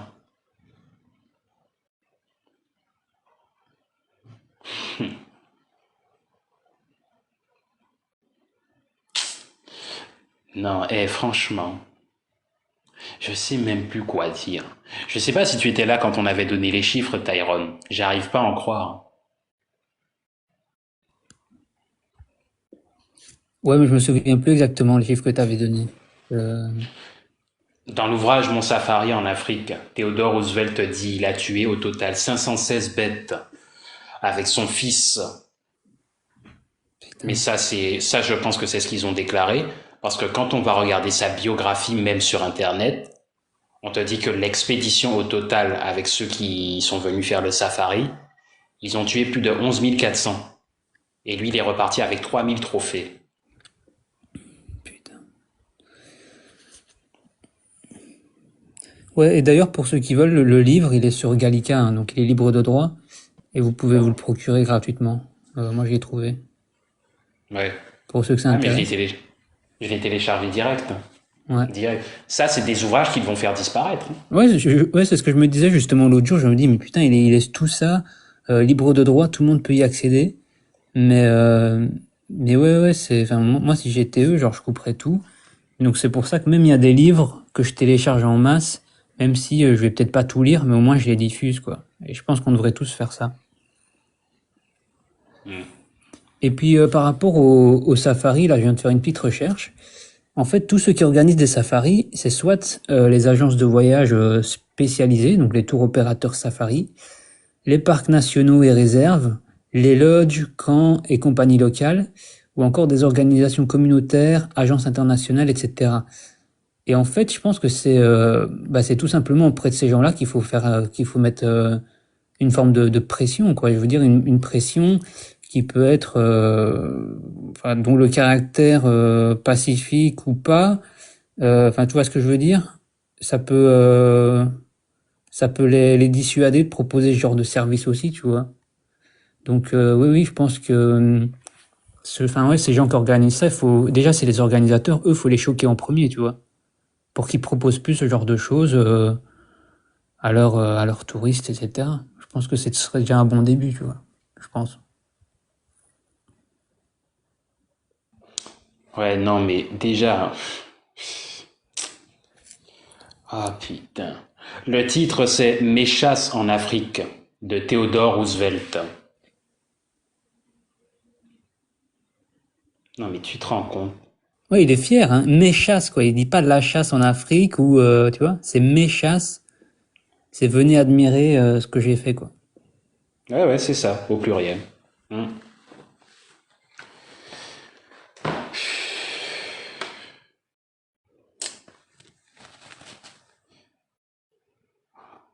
Putain.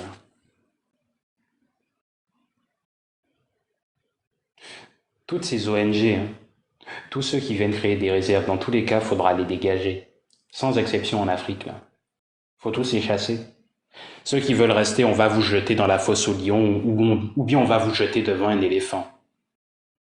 Et pour ceux qui sont adeptes de la natation, vous allez rencontrer les hippopotames ou les crocodiles.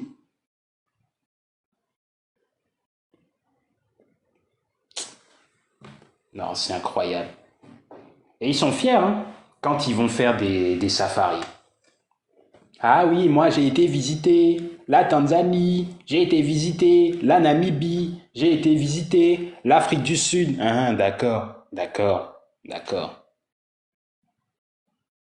Mais est-ce qu'ils ont tous eu une attitude pacifique envers les animaux? Ça reste à voir. Je sais plus qui est-ce qui disait ça. Ouais, c'est la panthère qui disait ça. On comprend mieux pourquoi. Il y a des animaux qui ont tendance à s'agiter quand ils les voient, quitte à les charger. Parce qu'ils doivent se souvenir de ce que sont ces bêtes-là. Et quand je dis ces bêtes-là, je parle des Occidentaux. Et il y avait un livre aussi que Evina lisait. C'est en Afrique du Sud. Hein. Quand les Blancs étaient arrivés là-bas, il y avait des baleines qui étaient un peu au large. Hein. Quand elles ont vu les Yamnayas, elles sont parties direct. Elles ont fui. Et ça, c'est un témoin oculaire de cette époque-là qui a raconté la scène. Il faut que je lui demande le livre, là. Vraiment, il faut que je lui demande. Ah, s'il y en a qui veulent monter pour réagir, allez-y, sinon je vais... Je vais couper après.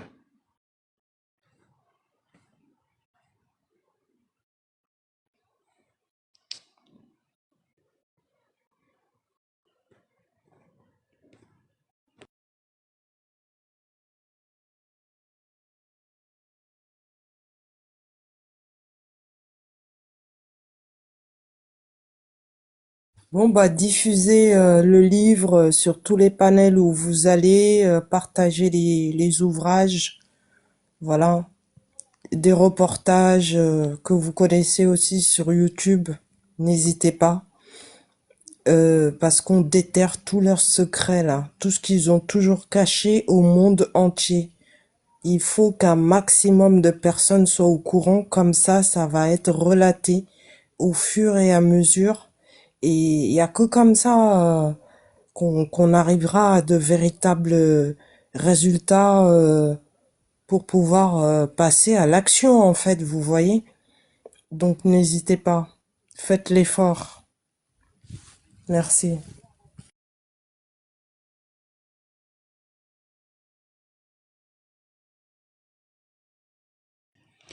Oui, oui, oui. Il y a, il y a des photos dans l'ouvrage, hein. Il y a des photos. Déjà, celle que j'ai affichée là actuellement, je savais même pas que c'était Theodore Roosevelt en personne, hein. Mais c'est réellement lui. J'avais pris au hasard hein, la photo. Mais celui que vous voyez à l'écran, derrière un éléphant qui a été tué, c'est Theodore Roosevelt, l'ancien président américain.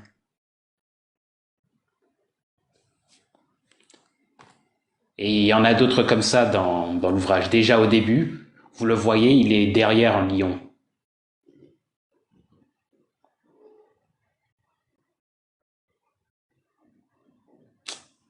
Non, c'est trop grave ça. Trop grave.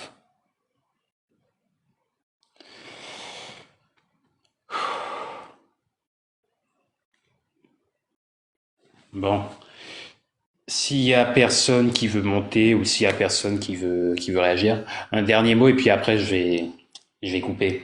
Ça, je pense que je vais publier aussi, même si c'est un live qui est court. Bah non, j'ai pas de mot de la fin, juste bah merci pour ton live.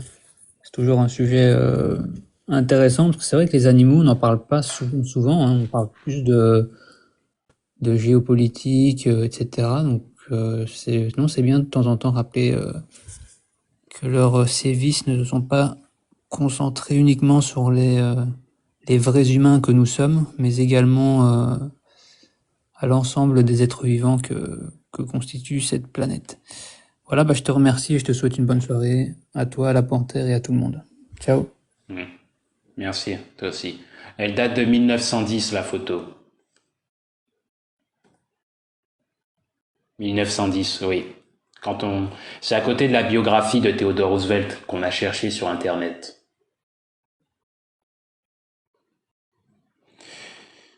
Ouais, bien.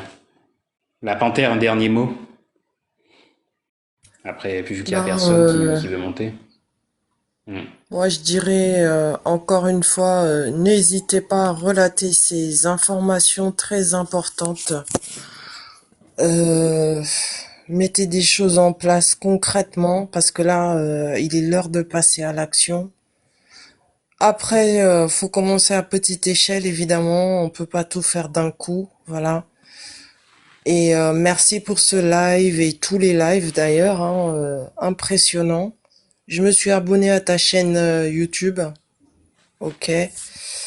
Et bah c'est hallucinant. Je suis encore sidéré des chiffres. Et plus on en découvre et quand on pense que qu'on a atteint le summum, ben non. Donc voilà quoi. Vous savez à quoi vous attendre avec ces hybrides-là. Et c'est plus la peine de perdre du temps aussi par rapport au racisme. Ça ne sert à rien. Ça, c'est du temps perdu. Faut se concentrer sur l'essentiel et c'est tout. Voilà, merci Zénon. Et passe une excellente soirée ainsi qu'à tout le monde, Tyrone, tout le monde. Merci.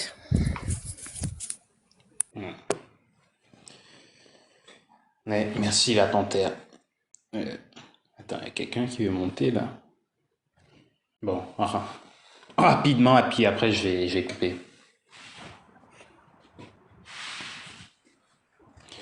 Bonsoir, Choma. Ouais, salut à tous. Bonsoir. Ouais, non, en fait, je voulais vite fait réagir par rapport à la photo. Par rapport au sujet, ils sont vraiment pas légitimes, hein. T'as vu, c'est encore. Quand je vois cette photo-là, je vois encore un sentiment de supériorité par rapport à l'homme noir. Ça veut dire qu'en fait, ils nous considèrent comme un safari, quoi. Quand ils voyaient, par exemple, l'homme noir, bah, c'était pareil. On se rappelle bien qu'en 1900, je crois que c'était en 1900, ouais, il y avait des zoos humains à Vincennes, financés par Louis Vuitton. Alors pour eux, l'homme noir et les animaux, c'est pareil. Moi, personnellement, il y a un truc que j'ai remarqué, on va peut-être me prendre pour un fou, mais par exemple, moi, je suis un mec, j'aimais bien regarder les documents animaliers, que ce soit en Afrique, en Australie ou au Brésil, dans la forêt amazonienne. Et à chaque fois que j'ai remarqué, c'était jamais la population locale qui racontait le reportage. C'est-à-dire que eux, comme ils vivent sur place, ils savent, bah, par exemple, le comportement d'un lion, d'un crocodile, d'un serpent, d'une araignée. C'était toujours un locoderme qui expliquait comment ils vivaient. Le mec, il vient juste d'arriver et on voyait toujours, on va dire les mots, un blanc qui nous expliquait comment en Afrique ça se passe. Mais dans ma tête, je me dis, mais attends, la population africaine, c'est eux qui vivent là tous les jours. Ils savent tout. Ils savent les dangers, ils savent le comportement. Pourquoi c'est pas eux qui expliquent? Moi, c'est un truc que je me suis dit depuis tout petit. Et en fait, ça, c'est le sentiment de supériorité par rapport à l'homme noir. Comme si que nous, l'homme noir, on est bête. On peut pas bah, expliquer ce qui se passe chez nous. Et quand on voit cette photo-là, bah, c'est pareil en fait. C'est exactement ce que ça connote dans mon esprit. Je sais pas si vous êtes d'accord avec moi, ou si vous avez ressenti le même sentiment que moi, mais moi, c'est en tous les cas, c'est à chaque fois, c'est ce que je regarde quand je regarde Arte ou les documents animaliers. Donc je m'arrête là, j'attends vos réponses, voir si vous êtes en concordance avec moi. Ouais, je vois ce que tu veux dire. Mais tu étais là quand on a donné les chiffres des animaux qui ont été abattus? Non, j'étais pas là, j'ai pris le live en cours là. Ah, t'as raté. Dans son ouvrage là, Mes chasses en Afrique, Roosevelt avait déclaré qu'il avait chassé 512 animaux avec son fils Kermit Roosevelt.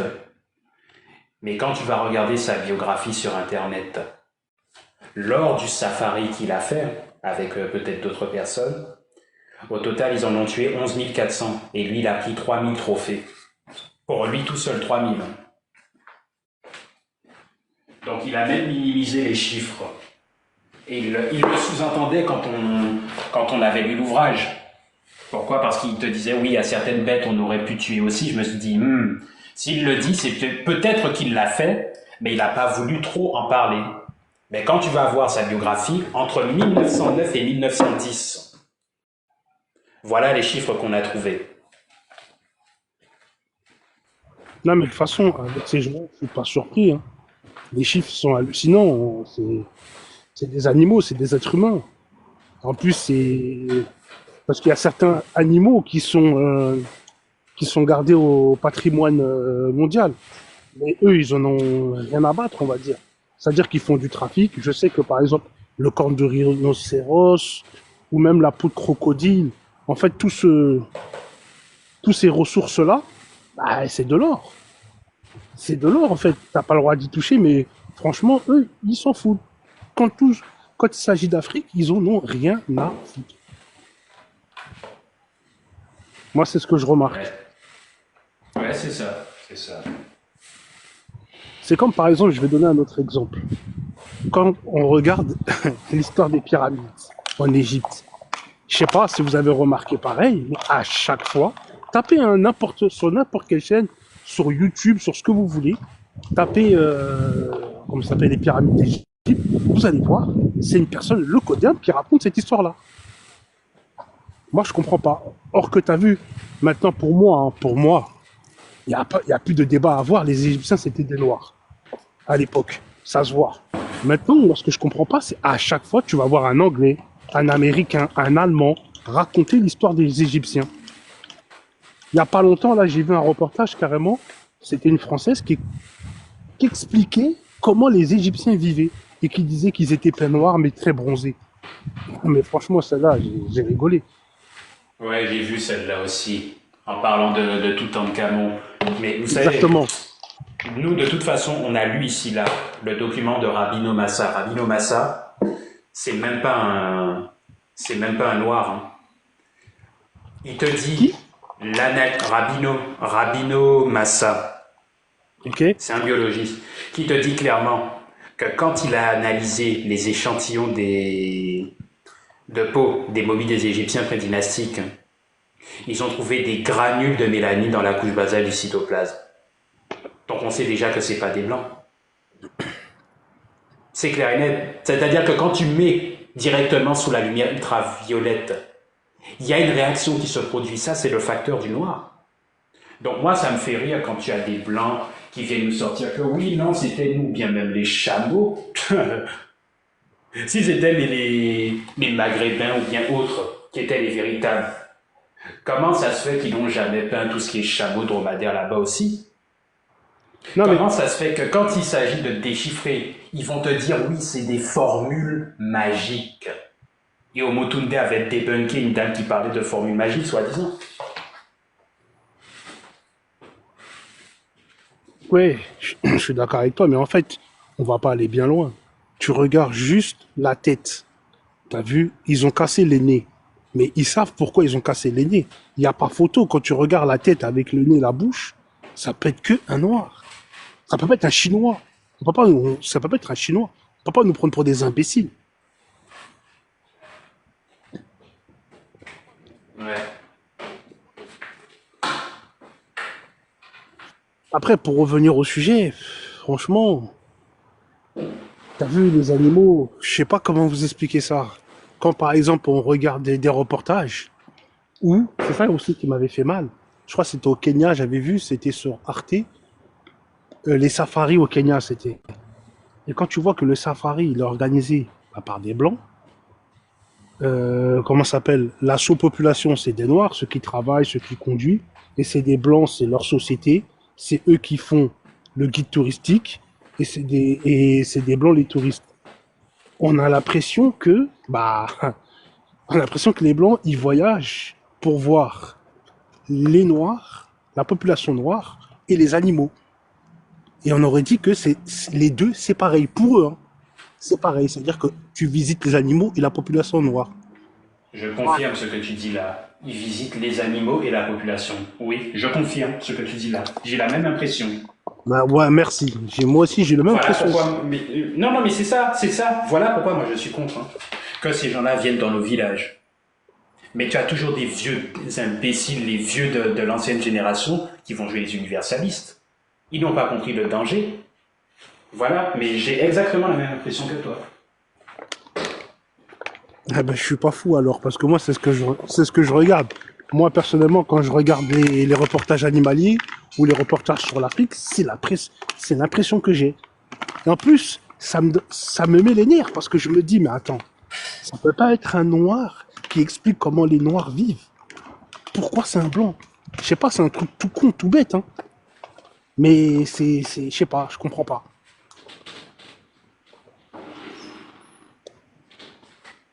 Ouais. Non, mais c'est Par vraiment exemple, grave. je vais donner un autre exemple, ça a peut-être rien à voir, mais je sais pas si vous avez vu, moi par exemple, je suis antillais, je viens de la Martinique. Il y a pas longtemps, il y a eu Retailleau qui est venu chez nous en Martinique faire un speech. En gros, il raconte sa vie, quoi. Et il est venu, c'était pour lutter contre la violence. Et il montrait qu'il y avait eu une réunion, un forum pour lutter contre la violence. C'est passé aux infos. On voit sur la table, il n'y a que des blancs. Que des blancs. Des ministres blancs, des préfets blancs. Que ça. Pour commander une population noire. Et pourtant, on est chez nous, hein. Bah, c'est pareil, en fait. Quand je vois ce qui se passe, les safaris, les reportages sur l'Afrique, sur la forêt, même au Brésil, c'est pareil. Quand tu regardes, par exemple, parce que moi, j'aime bien regarder les reportages animaliers. Quand tu regardes un reportage animalier au Brésil sur la forêt amazonienne, T'as vu avec l'anaconda. Ouais, c'est ça, le serpent, le gros serpent, je crois, c'est ça s'appelle l'anaconda. Moi, j'essaie de regarder et à chaque fois, je vois quoi à chaque fois? Un blanc qui raconte. Or que t'as vu, je sais pas, t'as des Brésiliens, t'as la population qui vit dans la forêt, je sais plus comment qui s'appelle, mais je sais pas. À chaque fois, c'est eux qui racontent ça. C'est eux qui tirent la couverture sur eux. C'est eux qui prennent leur laurier. Et en fait, ça, je sais pas, mine de rien, je sais pas si vous êtes d'accord avec moi, mais ça donne un sentiment de supériorité. Excusez-moi, j'ai mal aux dents, c'est pour ça que j'ai du mal à parler. Hein. Non, je vois ce que tu veux dire. Ok. Je sais pas si la panthère veut dire quelque chose, et puis après je vais couper, je vais vous Vas-y, laisser. pas de souci. Ben, il a raison, Schumann. Franchement, c'est exactement ça, quoi. En fait, si vous voulez, ils font aux animaux exactement ce qu'ils nous ont fait, ce qu'ils ont fait à nos ancêtres. Vous voyez?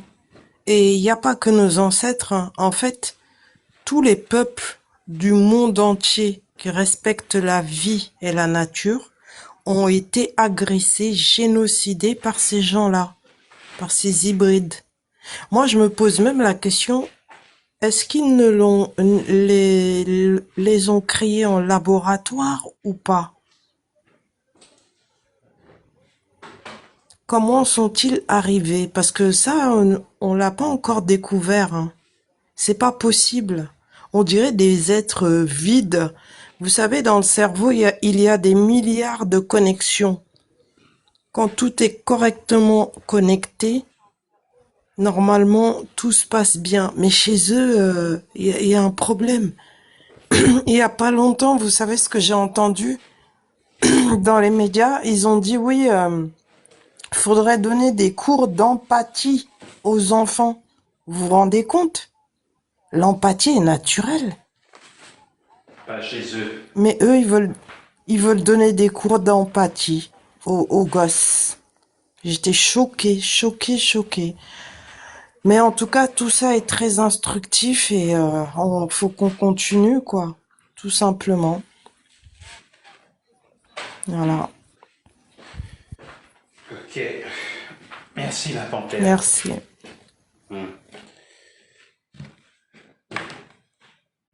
Ok, donc merci à tous, et puis je vous dis, je sais même pas si je peux vous dire bonne soirée en soi, après ce qu'on a lu là. Il est Non, 20h37, là, Zénon. Chez nous. ouais, mais je vais arrêter de dire même ça. Pourquoi? Non, Pourquoi? Non, mais dire bonne soirée après ce qu'on vient de découvrir là? Sérieusement? Ouais, on va y penser. On va y penser, c'est clair. Chacun de notre côté, on va y repenser. Quand on va regarder, moi aussi, j'adore les reportages animaliers parce que on apprend beaucoup avec les animaux. Attention, hein, quand on les observe bien, ils se comportent mieux que nous. Ils ont tout compris. Et du coup, la prochaine fois que je vais regarder ce genre de reportage, ça va faire tilt. Je vais bouillonner encore. Ah ouais. Non, mais Non, là, c'est ça raconté. dépasse l'entendement. Les chiffres, je suis traumatisée par les chiffres. 2 personnes sur 1 an. 11 600 animaux. Ils ont qu'ils ont dead. Ça dépasse l'entendement. C'est-à-dire, eux, ils ont pas de limite. C'est nos limites. C'est ça qui est choquant, en fait. À aucun moment, ils s'arrêtent. Voilà. La nature est en train de nous aider, donc c'est très positif. Ils vont disparaître. Il faut même qu'on accélère le processus. Non, mais qu'est-ce que je voulais dire par rapport au documentaire animalier? C'est raconter de leur point de Oui. vue. Déjà, recommencer. Et moi, honnêtement, de toute façon, ça fait des années que je regarde plus ça. Non, c'est bon. Et non, comme je dis, hein, après cette lecture-là, j'en aurais pas du tout envie. Non, ouais. Ouais, c'est vrai que c'est eux qui font ce genre de documentaire. C'est comme quand ils parlent de l'Égypte antique. ils savent même pas lire les hiéroglyphes. Parce que moi, j'ai commencé à apprendre les hiéroglyphes, voilà. Et à chaque fois, je comparais, je dis, mais il raconte n'importe quoi, elle raconte n'importe quoi. Il y a même un célèbre reportage avec Morgan Freeman, l'acteur, et la soi-disant égyptologue lui a raconté que des conneries. Elle savait pas les lire, en fait. Et c'est ce qu'ils font en permanence. Ils font semblant, si vous voulez. C'est une comédie. Voilà. Documentaire, exactement, Nubi. Ah ouais. En tout cas, ça Ouais, mais dépasse l'entendement, quoi. la Panthère, tu parles du reportage sur Netflix avec Morgan Freeman, c'est ça? Oui, même il est avec une égyptologue. Ils rentrent les deux à l'intérieur d'une pyramide. T'as des hiéroglyphes au mur. Et lui, il posait des questions, en fait. Tu vois?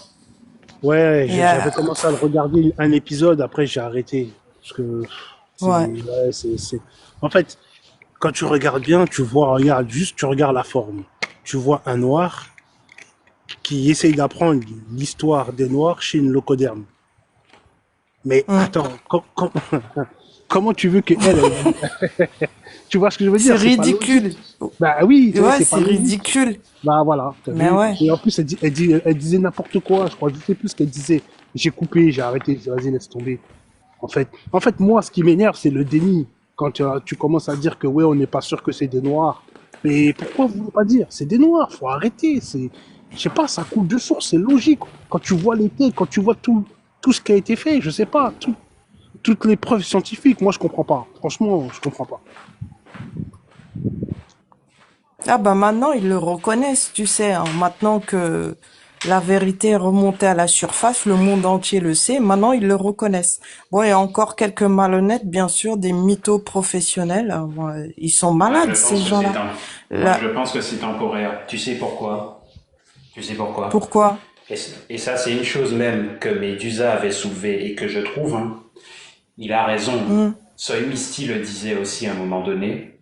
Ils vont attendre qu'on ait des savants, comme le professeur Covey et Théophile Obenga, disparaissent avant que tout leur pseudo-idéologue déferle sur nous. Quand on dit aux gens, il faut s'armer de connaissances, parce que ça aussi c'est une arme, c'est pas des blagues. Tu peux être sûr que le jour où les deux là vont disparaître, tous ces blancs-là vont revenir pour tenter encore de falsifier l'histoire. Il faudra qu'on les mate bien comme il faut.